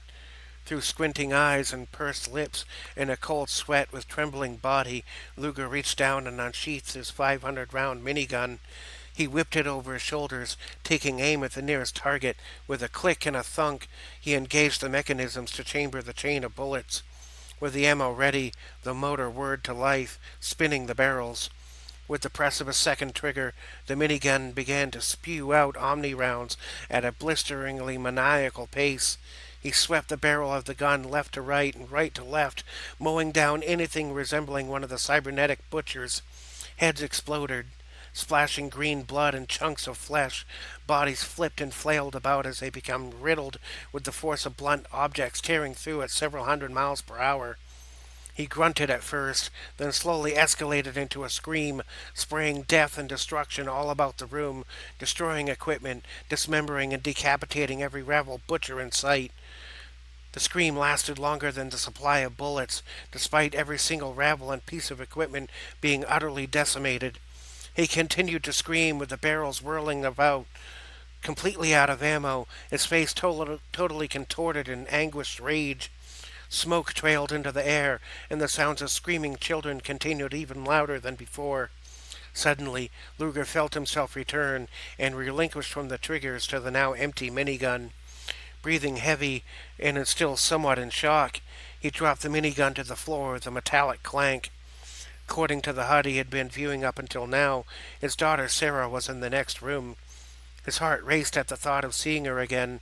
He made his way, nearly shambling to the other side of the room to access the door and find the daughter he'd not seen in several years. A klaxon alarm started to sound, signifying the potential for even further resistance. Out in space, Matic fighters had managed to rejoin their spheres with minimal losses. The spheres powered up their solar sails and headed straight toward their intended target, Tarathar. Another jump would not be possible for several hours, as it would take the jump system some time to recharge. Skull's forces were quick to power up and go into pursuit. Several hundred large stealth vessels emerged from hiding and joined in the pursuit. Due to damage to its systems, the lead Spacehawk vessel was unable to stay in pursuit with the others, leaving Luger to complete his business unimpeded. On board Sphere 7, General Smith called for a situational analysis. Lieutenant Childs, report. Lieutenant Childs reported the current situation to the General. The smaller vessels are in pursuit, but the Space Hawk is dead in space. At this rate, our pursuers will catch up in about 8 minutes. General Smith inquired, Captain, can anything be done to increase our speed? Captain Erdogan replied, not without risk of overwhelming the systems. General Smith followed up, what exactly is the risk factor as it currently stands? The captain started to reply, but was interrupted by Lieutenant Childs. General, Captain, you gotta see this. Both General Smith and Captain Erdogan replied, report. Lieutenant Childs replied in a somewhat drawn-out manner as he struggled to articulate what was happening. The smaller vessels are all converging into one spot, and their energy signatures are syncing up, as though they are joining into one. With a few touches of a panel, the lieutenant brought up the image on the view screen and magnified it to see some of the finer details. The general, captain, and all else present observed as a multitude of small bird-like craft assembled into a vaguely bird-shaped mass. Beams of energy shot across the surface of the assemblage, locking the various vessels into a single construct, a gargantuan deep blue hawk spanning nearly 2,000 miles across its wingspan. The construct was only about a quarter as large as Skull's immense Spacehawk vessel. Half of the pursuing vessels remained separate, while the former half assembled into a vast Spacehawk construct, brimming with energy and held together by invisible gravimetric forces. Lieutenant Childs spoke in an alerted tone. Sir, the construct is gaining speed and bringing in the small crafts.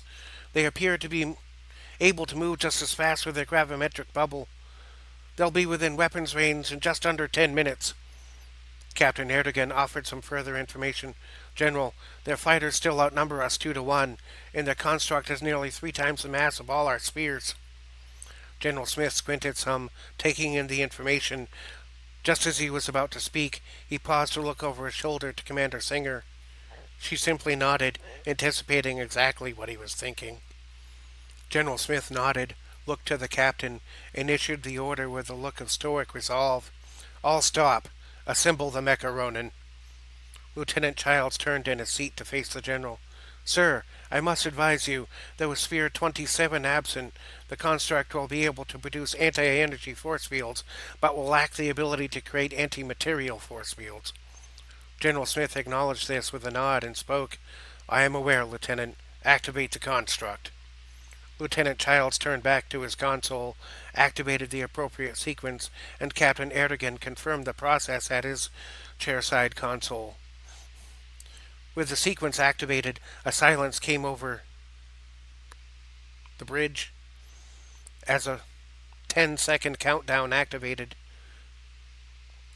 The computers droned out a 30-second countdown while all the view screens displayed a schematic of dots and lines, like a connect-the-dot drawing displaying chakra points and an 8-legged armored horse mounted by an archer in samurai-style armor. General Smith got onto the communication systems and override the sound of the countdown to address the crew. Attention all hands, crew to battle stations. We're about to assemble the Mecha Ronin construct. I have no doubt that the destruction of Base 27 was chosen deliberately. We will be vulnerable to the potential of a physical breach. Expect the enemy to attempt to board Spheres 7, 12, and 22, as these contain other vital systems.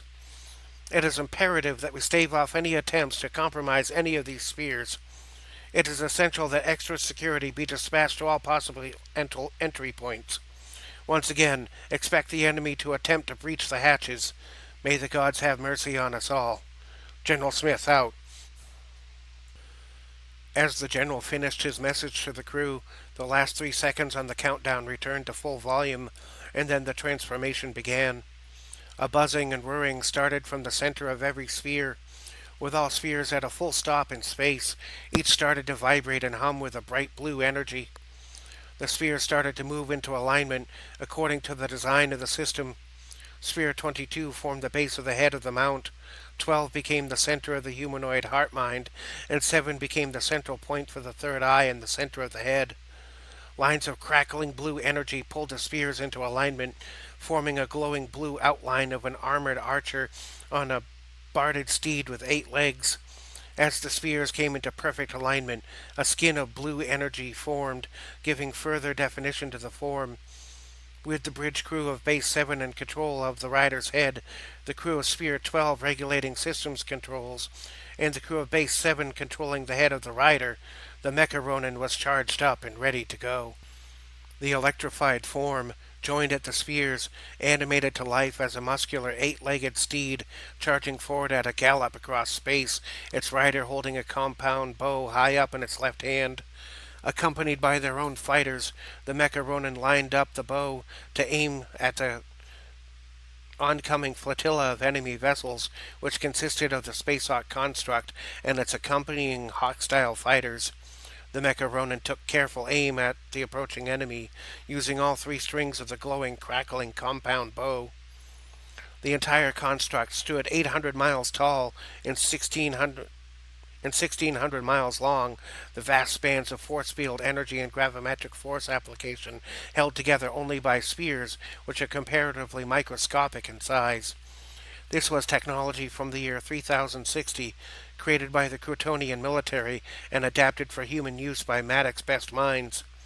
Each and every sphere controlled a wholly separate function. Once unified, functionality resonated across the entire structure, but a missing sphere meant the initial aspect could not be distributed. So, the construct would operate, missing only that one function. Yet, if a function sphere were destroyed while the unit were assembled, it would have no effect until the construct powered down and had to reconfigure itself. Otherwise, functions were quite evenly distributed. With the gargantuan bow held back taut, General Smith gave the order, "Loose!" The strings of the 400-mile bow released 3 separate volleys of hostile energy. From the longest string shot forth a spear of negative energy, which could drain shields and power systems. From the middle string shot forth a bundle of energy fragments, polarized into sharp points.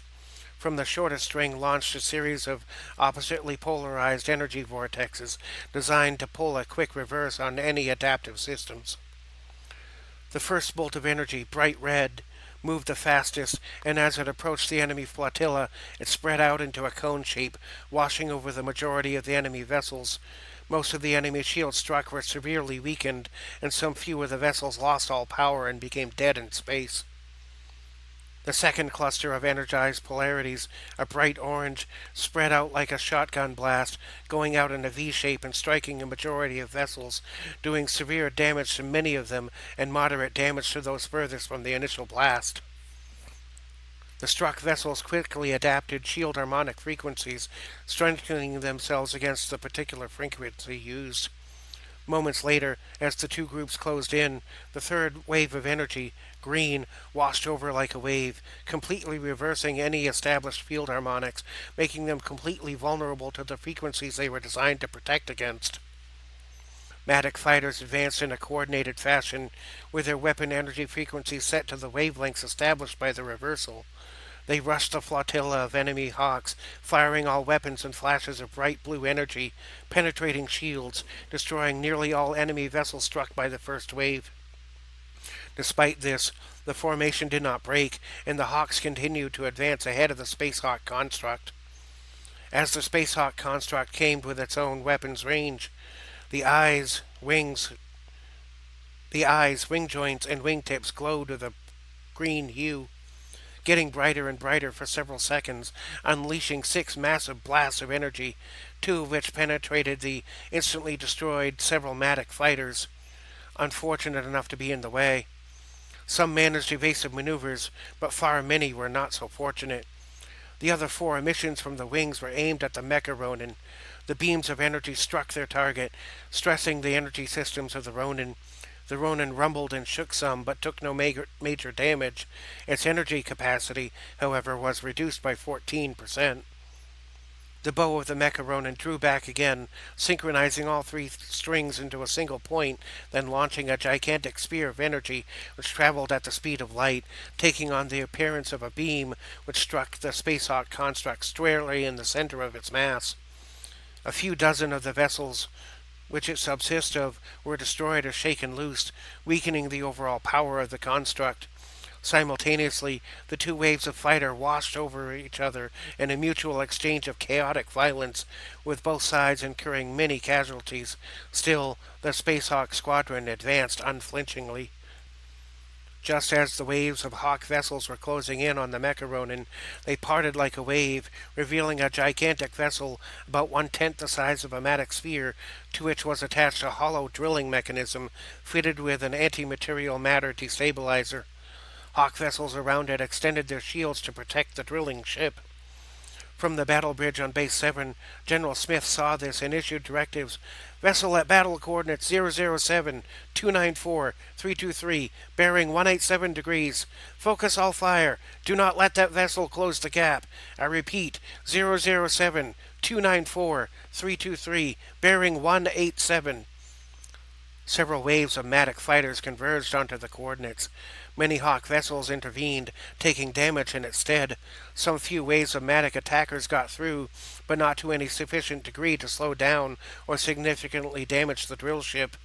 The Mecha Ronin drew back the bow for another shot, but could not change its aiming trajectory in time. The drill ship smashed directly into Sphere 22, penetrating a docking port hatchway. The spinning drill dug in deep, burying the vessel in the doorway up to its nose. The battle raged on outside, and a new one was about to erupt inside Sphere 22.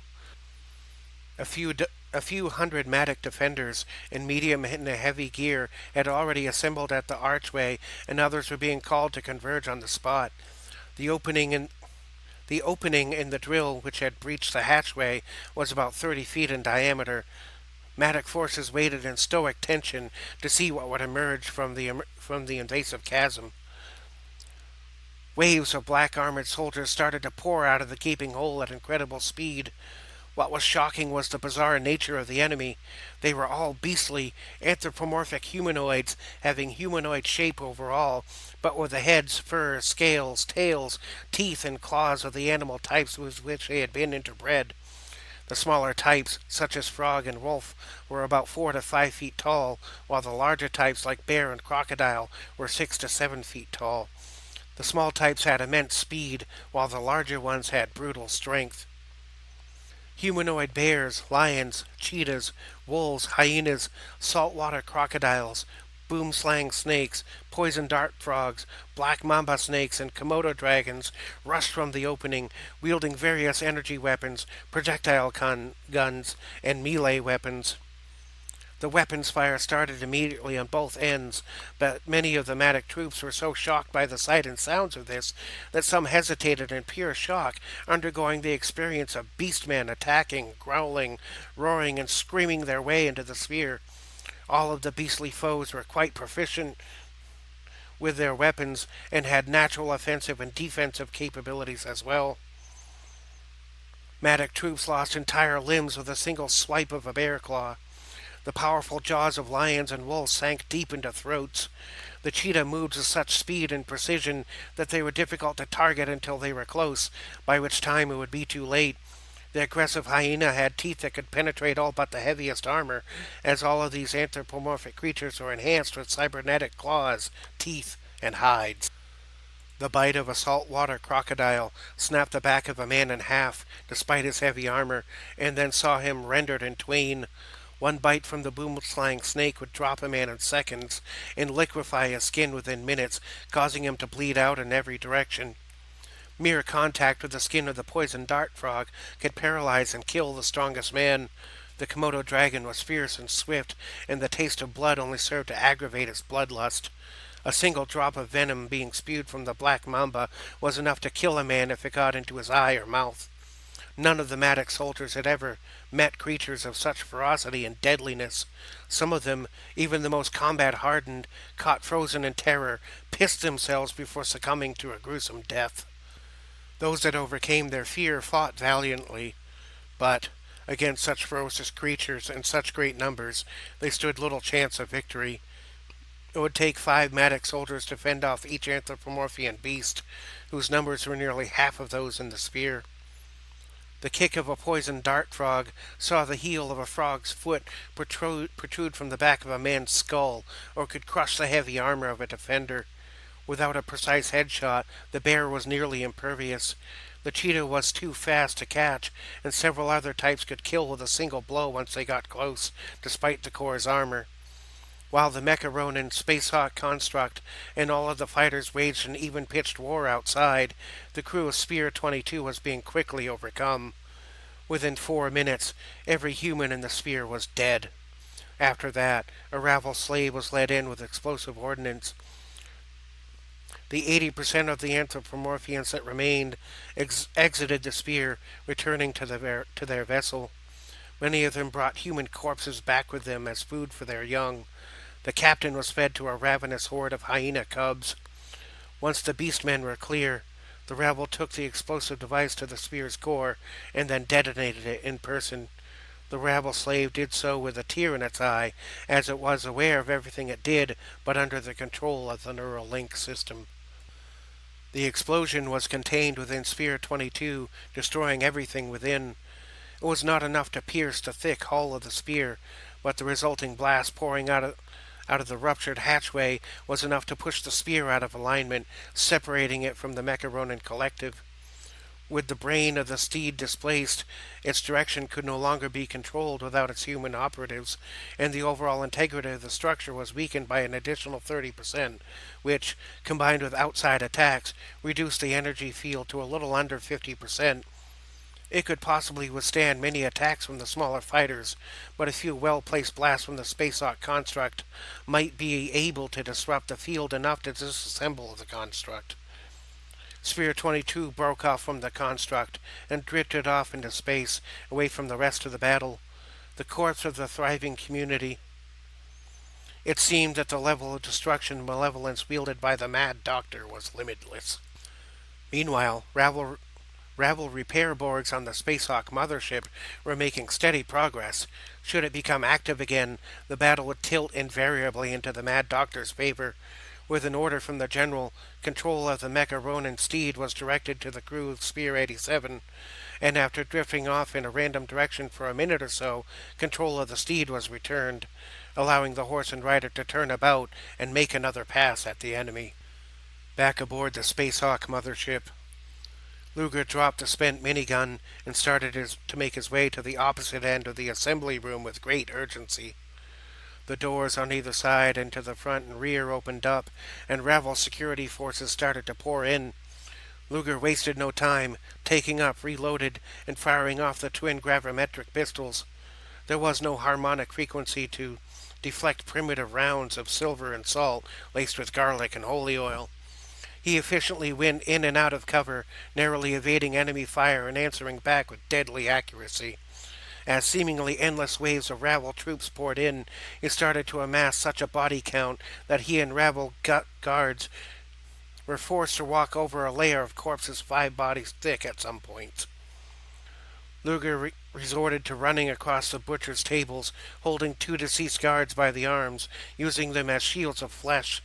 His shooting was so accurate that in some cases up to 10 rabble would be killed by a single round, just by lining up the shot and allowing the gravimetric projectile to pierce as many unarmored body parts as possible.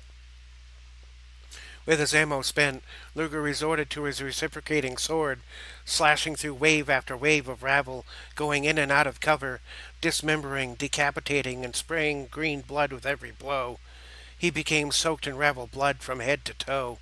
A well-placed shot from a Ravel weapon struck the sword, severing it at the hilt. Luger tossed the hilt at a Ravel, piercing its head and killing it instantly. With energy weapons useless, the pistols empty, and the sword destroyed, Luger resorted to fighting with his armored fist. As he came dashing out from behind cover, he was struck 3 times by Ravel energy weapons fire. A shockwave of pain went through his body, and the back of his armor was pierced, but he moved forward in rage, undaunted by pain or injury. Luger put his fist through the face of an approaching rabble guard, was shot at point-blank range in the chest by another, got the wind knocked out of him, suffered a 3rd-degree burn, grabbed the rifle from his attacker, smashed the one next to it in the gut with the barrel, piercing its armor and its belly, sending it to the floor. The disarmed rabble attempted a fist strike, but Luger intercepted it, manipulating the joint, grabbed the arm, then snapped it at the elbow, bending it the opposite way. Another rabble came rushing in from the side with a wrench, but Luger caught the blow at the wrist, maneuvered the rabble onto its back on a table, grabbed the nearby scalpel, and straddling it from above, plunged the scalpel into its neck. Blood spurted into Luger's face and mouth. Another rabble approached from the opposite side, coming around the corner of some equipment with some rifle. Luger spat the blood into the rabble's eyes, blinding it just as it attempted to fire its weapon, causing it to shoot a nearby surgery mechanism. The mechanism powered up, activating a bandsaw-like attachment that dug its way into the blinded rabble's chest. One last rabble approached from behind, hoping to take Luger out, but he saw a reflection in the nearby metallic surface and reacted with split-second timing. He quickly disarmed the rabble, picked it up above his head, knelt down, and slammed its back down over its knee, breaking its spine. Kneeling next to the rabble, Luger plunged both thumbs into its eyes as it screamed, penetrating its orbital sockets and pushing his thumbs into its brain. One last rabble soldier came running in, rifle blaring. Luger managed to dive behind cover, climb up the side of a mechanical crane apparatus, jump off it over more incoming fire, and land directly in front of the attacking soldier. Luger smacked either side of its head with open palms, stunning it briefly, but with enough disruptive force to make it drop its rifle. The rabble reached The rabble reacted by attempting to reach for its boot-mounted combat knife, but before it could reach past its own knees, Luger tied it up in an armbar from behind. Luger then reached down, grabbing the rabble by its antenna, inserted his left hand into its mouth while holding it by the antenna, wrapping his other arm around its head. With a violent yank, Luger pulled at the rabble's jaw, unhinging it, pulling it open far past the normal point of articulation, until the rabble's chin lay flat against its own neck. Luger then grasped the head with two hands, then smashed it into the corner of a nearby table, repeatedly, until the table, floor, and everything nearby was coated with its blood. Luger then let go, allowing the body to slowly slide down the table leg to the floor. At the end of the confrontation, the 60 by 30 room was littered with a little over 500 rabble corpses. The sounds of screaming, dying rabble, the smells of blood, fire and scorched flesh, and the spirit of murder pervaded Luger's senses. Breathing heavy and rotating his neck side to side with a slight crackling sound, Luger determined to get to his daughter in the next room over. Before Luger could take two steps, a shockwave of energy with a green blast of photonic energy erupted in the center of the room, displacing corpses for 20 feet around, stacking them up against the walls and knocking Luger back about 10 feet. After the blast, from the far wall, Luger could see the menacing figure of the Mad Doctor, who had landed in the center of the room in a dramatic crouch. Dr. Malmuerte's skull rose to his feet with a whirring sound.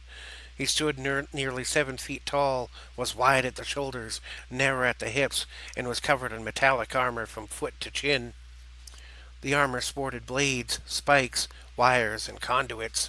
Either wrist had an energy cannon mounted to the top of a forearm. A wide, deep black visor shielded his eyes from the front and sides. A foul-smelling cigar burned from his black lips against pale skin that looked green in the room's bizarre lighting, underneath a twisted, thick mustache, accompanied by a rough 5 o'clock shadow. His hair was spiky, matted, and wild. His entire essence seems to exude excess and violence. He smiled as though it were Christmas morning, turning his attention to Luger. Just as the two gazes met, a whirring and humming sound resonated across the whole of the Spacehawk mothership. Malmuerte's skull gloated in a boisterous voice with a bombastic smile. Ah, that would be the sound of my Spacehawk powering up, just in time to crush your sad little core. Luger huffed, spitting out blood, both his own and that of the rabble. You're a fucking sick freak, Skull guffawed while answering back. But if you beg me real nice and suck my cock a little, I might just let you watch before you die. Am I not merciful? Luger straightened out his posture as he caught his breath some, and spoke while taking up a fighting stance. I'm gonna make a second anus where your head used to be.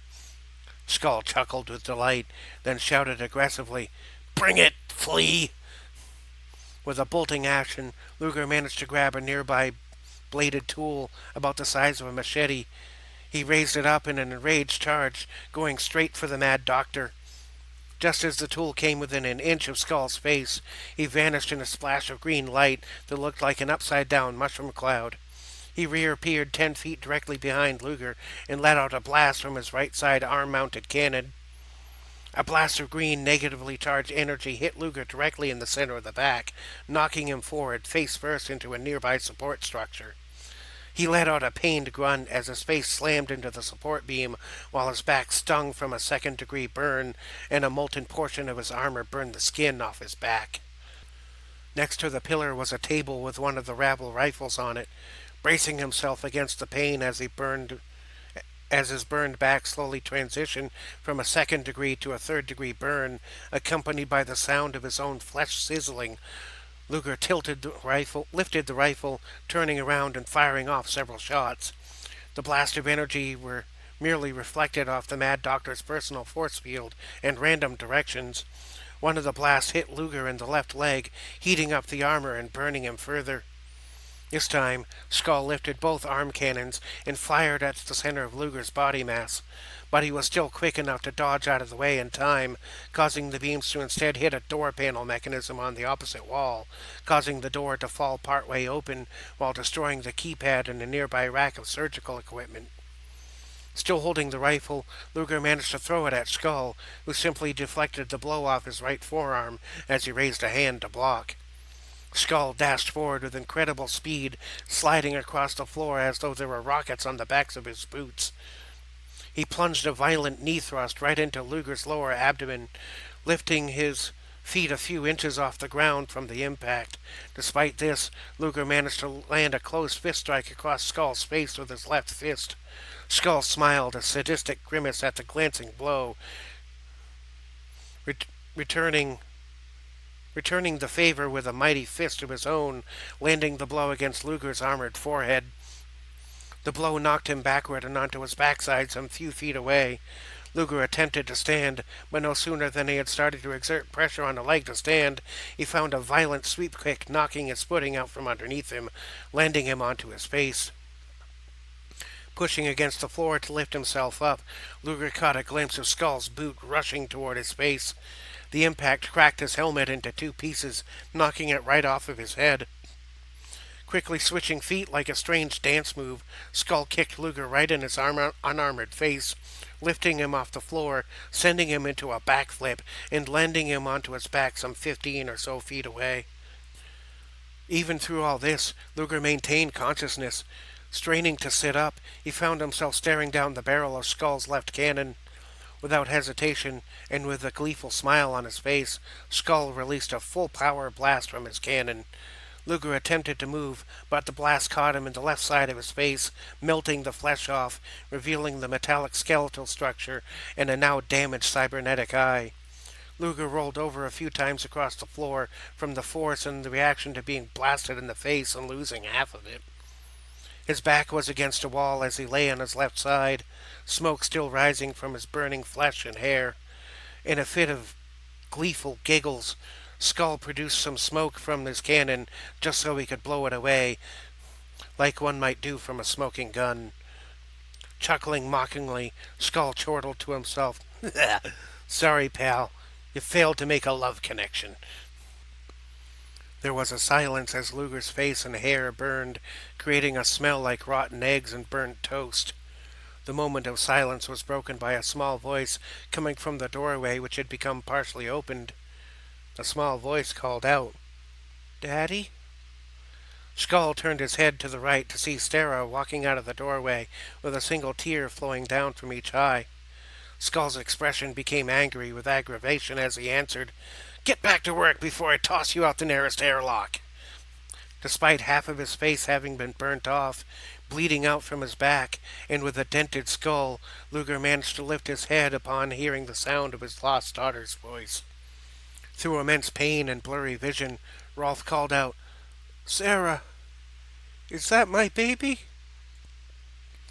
Instantly enraged, Skull whipped about, using his right side cannon to blast Rolf in the center of his chest, cracking and partially melting his armor. Luger reached forward with his left hand, reaching with all of his trembling remaining strength in an attempt to embrace his lost child. A second later, he lost consciousness. Skull then turned to Sarah, and with a sadistic smile, he got down on one knee in front of Sarah, lifted his visor to reveal bright green luminescent eyes, looked Sarah in her eyes, and said, "I'm the only daddy you have now. And if you don't want to eat a piece of your old daddy for breakfast every morning, you had better get back to your room and get back to work." Sarah looked at Skull in dismay, and instead ran over to Rolf, kneeling down next to him. Skull barked out, "Didn't you hear me? Comply! Now!" Sarah exclaimed, half screaming and half crying, "No! I want my daddy! I want to go home! I hate you! I hate you!" Sarah sobbed, kneeling next to her father's, tears streaming down her face, finally free of the neural net, freed by the love of her father. Skull protested in twisted rage, "Sickening! After everything I've done for you! Fine. You want to be with your daddy?" Skull raised up both cannons, pointing them at both Sarah and Rolf. With a disappointed sneer, he grumbled, "I'll send you both home together." Skull relowered his visor via its actuation mechanism, charged up his cannons for a pair of mighty blasts, and muttered under his breath, "Fuck you both." Meanwhile, in space, the evenly pitched battle between Matic fighters and Spacehawks continued, as did the battle between the Mecha Ronin and the Spacehawk construct. The fully powered Spacehawk mothership started to enter weapons range and entered the fray. It fired shots from the tip of the joints of each wing, from its eyes, beak, and center chest. The green blasts of negative energy went straight through any vessels caught between itself and its target, destroying them instantly in violent explosions. The blast destroyed Matic and Spacehawk vessels alike, going straight for the Mecha Ronin. 6 wing blasts, 2 eye blasts, 2 claw blasts, and a more massive center chest blast, all directly struck the Mecha Ronin, causing massive destruction and taking a plethora of lives. 6 of the spheres were instantly destroyed, and the resulting explosions caused the remaining spheres to fall out of sync, completely dismantling the Mecha Ronin. The Spacehawk mothership slammed directly into a few spheres on the outer edge of the explosion, bouncing them off its force field, doing severe damage to them and killing many of those on board, as any spheres struck were completely disabled and were reduced to molten orbs, floating dead in space, as though it were a slow-motion picture of embers flying out of a fire. The Spacehawk construct joined the Spacehawk mothership, and together they concentrated their fire on the Matic spheres. The spheres fought back, but were destroyed, one after another. Within 30 seconds, the number of spheres had been reduced from 194 to 15. Matic fighters managed to keep the small Spacehawks busy, but the spheres were being quickly eliminated, being able to manage no better than a minimal impact on the Spacehawk mothership construct duo. On board Sphere 7, all hell was breaking loose, as a stray, dead sphere had slammed directly into it. Its hull had suffered many breaches, all but emergency power was diminished, and it could muster no defense nor offense. On the battle bridge, General Smith continued to direct those under his command. "All spheres and all fighters, ignore all other dangers, and focus on the mothership. Go for the heart!" Sparks erupted from his console as the general finished giving the order. He held onto his bruised head, which was now missing its hat, attempting to get any of the controls to function, but they were all dead. Suddenly, there was the sound of an explosion and a piercing scream behind him. He turned in his swiveling seat and observed in horror that a computer panel had exploded, striking several people down with shrapnel, including Commander Singer. In a sheer panic, thinking of nothing else, Mikhail scrambled across the room, tripping over a step in the floor, then crawling on his belly to reach Gloria. Pulling himself forward with his arms, crawling over the corpse of Captain Erdogan, a longtime friend, he managed to pull himself up next to Gloria. She had shrapnel and deep cuts throughout her body, and a deep gash in a carotid artery. Her breathing was shallow and her face pale, as she was quickly losing blood. Mikhail pulled her close to himself, holding her to him with his left arm, holding her right hand in his. He looked her in the eyes with a single tear streaming down his left cheek. All other sounds around him faded away. Mikhail spoke softly in a panicked voice. No, no, no, no. You can't die on me. Mikhail continued to look at Gloria's face, but turned his head slightly, screaming, Medic! Someone get a fucking doctor! Medic, for fuck's sake! Where's the doctor? Mikhail's screaming was broken only by the sound of Gloria's gentle voice. She could barely manage a winded whisper, saying, Mikhail. Mikhail tried to console her, saying, It's okay. You don't have to talk. We're gonna get help. Just don't. Gloria smiled gently, with eyes slowly dilating, saying, You gave me the best life ever. Mikhail tried to speak through his own panic and pain. Don't talk like that. You're... Gloria made great effort to speak. Listen, going fast here. People need you. I love you. I'll be waiting on... A solitary tear fell from Mikhail's face as the last breath went out of Gloria's mouth. By the time the tear hit the floor, she was gone. Mikhail held her tight, and looking upward, wailed in anguish at his loss. The shrill wail of grief permeated the room, bouncing off every surface, resonating down hallways, and all throughout the most of the open rooms, many of which were occupied only by the dead. Mikhail lowered his head, held Gloria close, reached up with his right hand and closed her eyes. Ever so gently, he got to one knee, and while gently lowering Gloria's head to the floor, with eyes still teared up, he looked up to the Spacehawk mothership on the still functioning view screen. Outside, one sphere after another was being destroyed. Full of despair and rage, with trembling hands, Mikhail rose to his feet. Going around the body of Raymond Childs, Mikhail assessed the panel for the communication system, which was one of the few systems still functioning. With stoic resolve, he managed to regain his composure enough to address the remaining crew. General Mikhail spoke with volume and authority. Attention all hands! Abandon ship! I repeat, abandon ship! The general turned to another panel and activated an alarm with a 1-minute countdown timer. He then activated the slingshot system, despite warning from the system that it would result in a power core breach, and set the launch timer to sync up with the countdown. Inside the sphere, Matic forces were making a hasty retreat. The manhole covers in the streets all led to vacuum tubes, through which escape pods were to be ejected with the opening of the hatchway. Each pod was an egg-shaped construct, about the size of a double-decker tour bus. Each contained room for 60 people, a life support system, and enough rations to last a month. Matic officers emphatically waved people to the safety of the pods. Civilians in lower ranks were to be loaded first. Officers would be last aboard, and some would not make it on time. James' battalion rushed down a hallway of the housing building where the young lady was being held. James arrived to find that everyone else had abandoned the building. He used his keycard to open the door and went inside to check on her. He found her, sitting on the edge of the bed, in a kimono, sitting calmly, staring at a TV that was not on. James yelled out in a panic, Hey! What are you doing? We gotta go! The young lady looked up and inquired, Is it time? James shook his head in confusion, but answered back in a half-yell, I don't know what that means, but if we stay here, we're gonna die. The young lady stood with a look of concern, saying, It is not yet time. I can't die here. James beckoned with his hands. Come on then, this place is gonna explode. James took the young lady by the hand and led her out of the building towards the nearest evacuation tube. He encountered a long line with officers directing the flow. James approached an officer and exclaimed, Hey, we gotta get this girl in there, it's important. The officer firmly stated, No go, protocol demands that... James belted out in anger, Screw your protocol, we're going!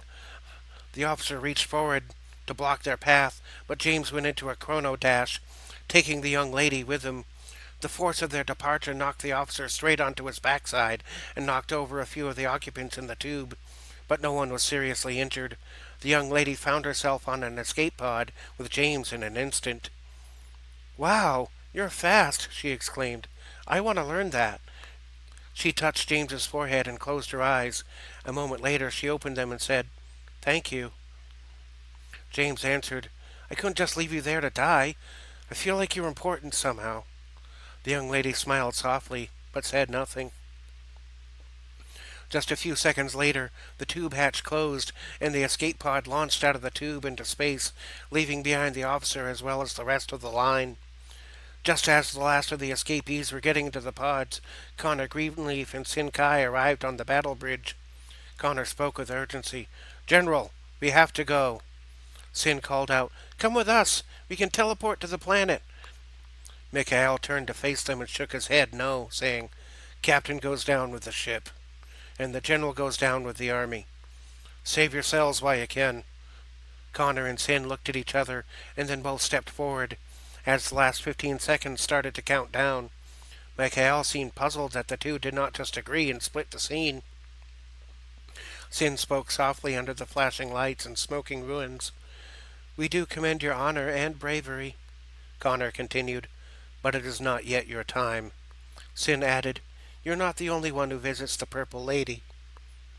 Mikhail raised an eyebrow upon hearing this, as Connor lifted his left hand, opened it, and blew some dust into Mikhail's face. Mikhail guffawed, coughed once, then lost consciousness. Connor and Sin took him by either arm as he started to fall, and then together chanted the teleportation spell. The two vanished in a bluish swirling vortex like that of an upside-down sink drain, leaving the battle bridge in the care of the dead. On board the Spacehawk mothership, Malmuerte's skull charged up his cannons, intending to release a full charge at the disobedient child and interloping father. Skull received a message on his communication array. He answered, also speaking out loud, "Escape pods? Excellent! Destroy them all! Let none survive!" From the opposite side of the room, the Mad Doctor could hear a high-pitched trilling sound with a whirring tone. Glancing over his shoulder, Skull uttered, "What in the name of fuck is—" Before Skull could finish the sentence, a bright yellow ball of energy, about the size of a small car, came rushing down from the now fully open doorway. The ball of energy was perfectly aimed and timed, soaring past Rolf and Sarah and striking Skull in his raised cannons. Both were annihilated in a small localized explosion, taking Skull's lower arms with it. Skull wailed out in agony at having lost both arms. Before he could react any further, a figure came out of the shadows with a glowing bluish sword, which came down an arc upon the back of Skull's neck, decapitating his body with a brilliant flash of white light and spattering fluids, some red like blood and some green. The disarmed and decapitated body took 2 steps forward, lost all power, then fell in a collapsed heap at the feet of the little girl who had been standing in front of her father. An insidious laughter suddenly broke out all throughout the ship. "Nice play, bird brains, but I have many incarnations. Know that I am not so easily stopped. I will return." Luger was still somewhat conscious, looking up through a dark and bleary eye. He saw 2 humanoid forms with strange elongated necks and small heads. As the 2 figures stepped into the light, Sarah could see them for what they were. Both had a humanoid form, but were covered in brown feathers. They both had the neck and head of a turkey. Rather than a wattle on the neck, they instead had a red mohawk made of their own plumage. One wore blue armor up to the neck with a tall neck guard. He wielded a brilliant-looking wakizashi-style sword with a gold hilt and ribbon, and a kite shield which prominently displayed a fat, laughing Buddha underneath a rainbow. The other wore red armor with black brief underwear on the outside, and had an arm cannon on its left arm. Their bodies and shoulders were shorter, but with their long necks, they were the height of the average human. The blue one knelt down on one knee and talked to the little girl, speaking with a New Jersey accent. "Hey, little one, this ain't such a great place for kiddos." Luger, still hanging on to consciousness, spoke in a mumbling, broken sentence. Father, I Daughter, help. After speaking the broken sentence, Luger lost consciousness again. Still standing, the Red One spoke in a similar accent with a slightly higher tone. What are you doing here? Do you know that man? Sarah answered with excitement in her voice. That's my daddy. He came to rescue me, but he got hurt by that kid-sniffing weirdo. Sarah knelt down next to her father and looked up, saying, Who are you guys? And why are you so weird looking? The Red One started to speak. Well, that's a long... The Blue One put up his feathery hand and took over the conversation. I'm Loiki, and he's Joiki. We came to stop the bad man. Little girl kindly returned the introduction. I'm Sarah. Can you help us?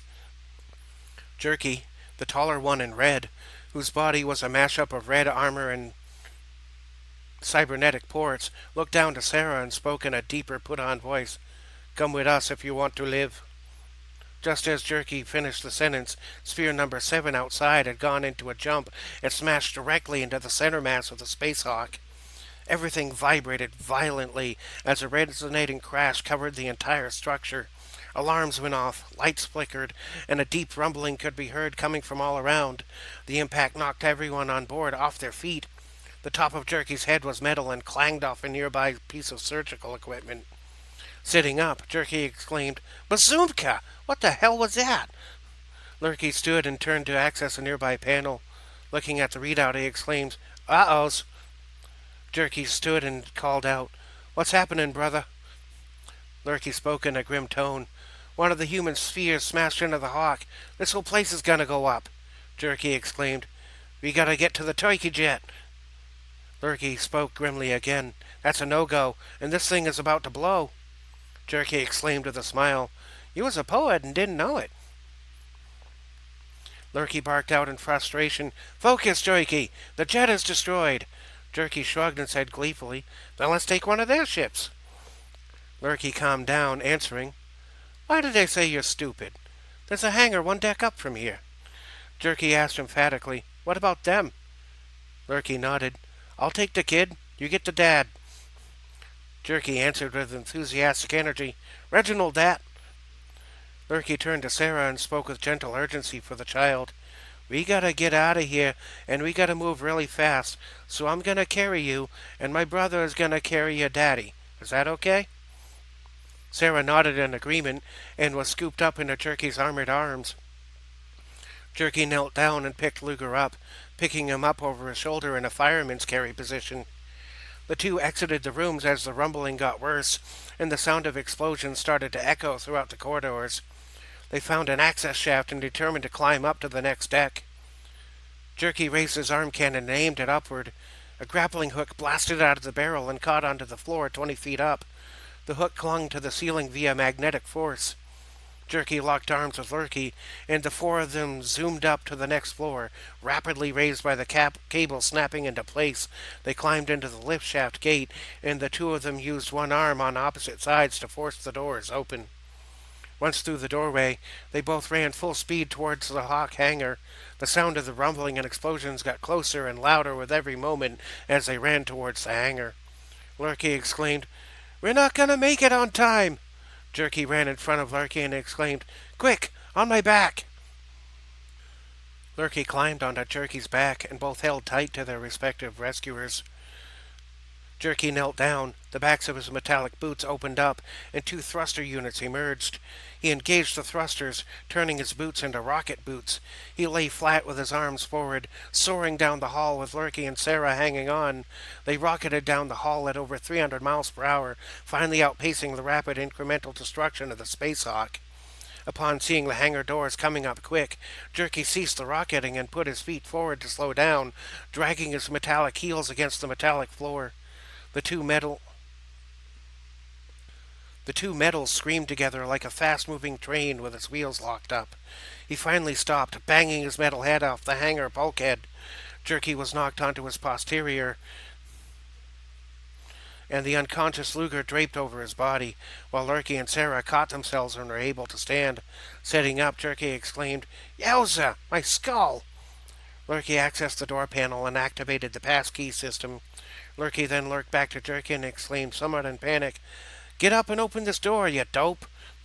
Jerky stood, lifting with his legs to put Luger back onto his shoulders.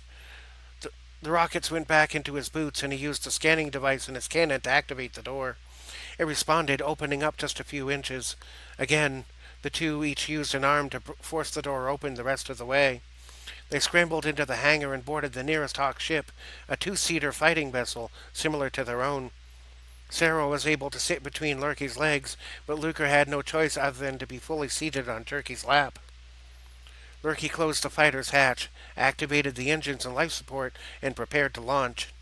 The launch doors are unresponsive, even to Jerky's codes, so Lurky activated the vessel's weapons. He took aim and fired both of the energy cannons, creating a current that forced the launch doors to open part way. The opening was tall enough but not wide enough. Lurky engaged the engines at full power and used the rudders to rotate the ship so that its sideways profile barely fit through the launch doors.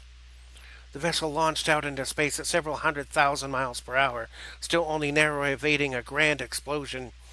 After a series of smaller explosions, the Spacehawk mothership won up all at once in a massive detonation, taking with it the Spacehawk construct and any other vessels remaining near it. Once clear of the explosion, Lurky slowed their speed so it was safely navigate the field of debris and destruction before them.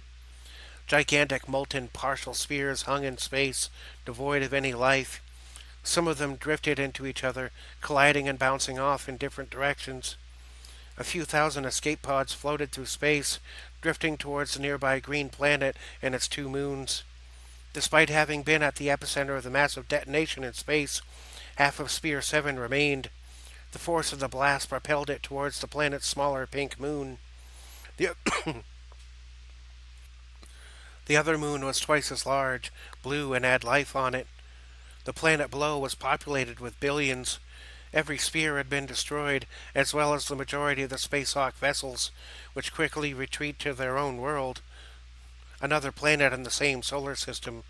Only the escape pods and a few hundred of the Matic vessels remained. Looking out at the vast destruction, Lurky spoke in a ponderous voice. So much death. What can a pair of turkeys do against such reckless hate? Jerky spoke in wonderment, looking out at the floating corpses of fighter vessels and gigantic ships. I don't know, but if these humans are different than the ones in our world, and are willing to fight, I say we help them any way we can. Jerky double-checked on Luger, taking off his gauntlets and using his feathery fingers to check for a pulse. Luger was still alive, but in bad shape. Satisfied that Luger was still alive for now, Jerky breathed a sigh of relief, saying, "The big guy is still alive, but he's hurt pretty bad." Sarah looked up to Lurky and asked in a longing voice, "What are we gonna do now? Is Daddy gonna be okay?" Lurky lurked out the cockpit window to the nearby planet, then looked back to Sarah and said in an assuring voice, "See that planet there? It's not the one you come from, but I hear it's a pretty nice place. They got people who use magic down there. I'm sure one of them will know how to help your daddy." Sarah nodded, harking back on her own concerns, saying, "I hope so." Lurky looked up again, taking on a more stoic tone. "Still, we better steer clear of the humans just for now. We don't want them mistaking us for their enemy. Let's go around and land on the other side. Looks like there's a major continent down there with lots of people. One of them must be able to help."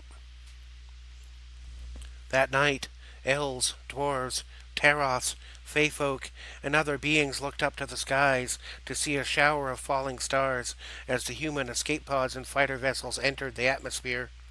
Some made wishes, some took it as a portent of some prophecy to come. All watched in wonderment as thousands of stars fell upon the western desert of Tarathar. With the general temporarily incapacitated, Colonel Rouge gave the order to touch down in the desert.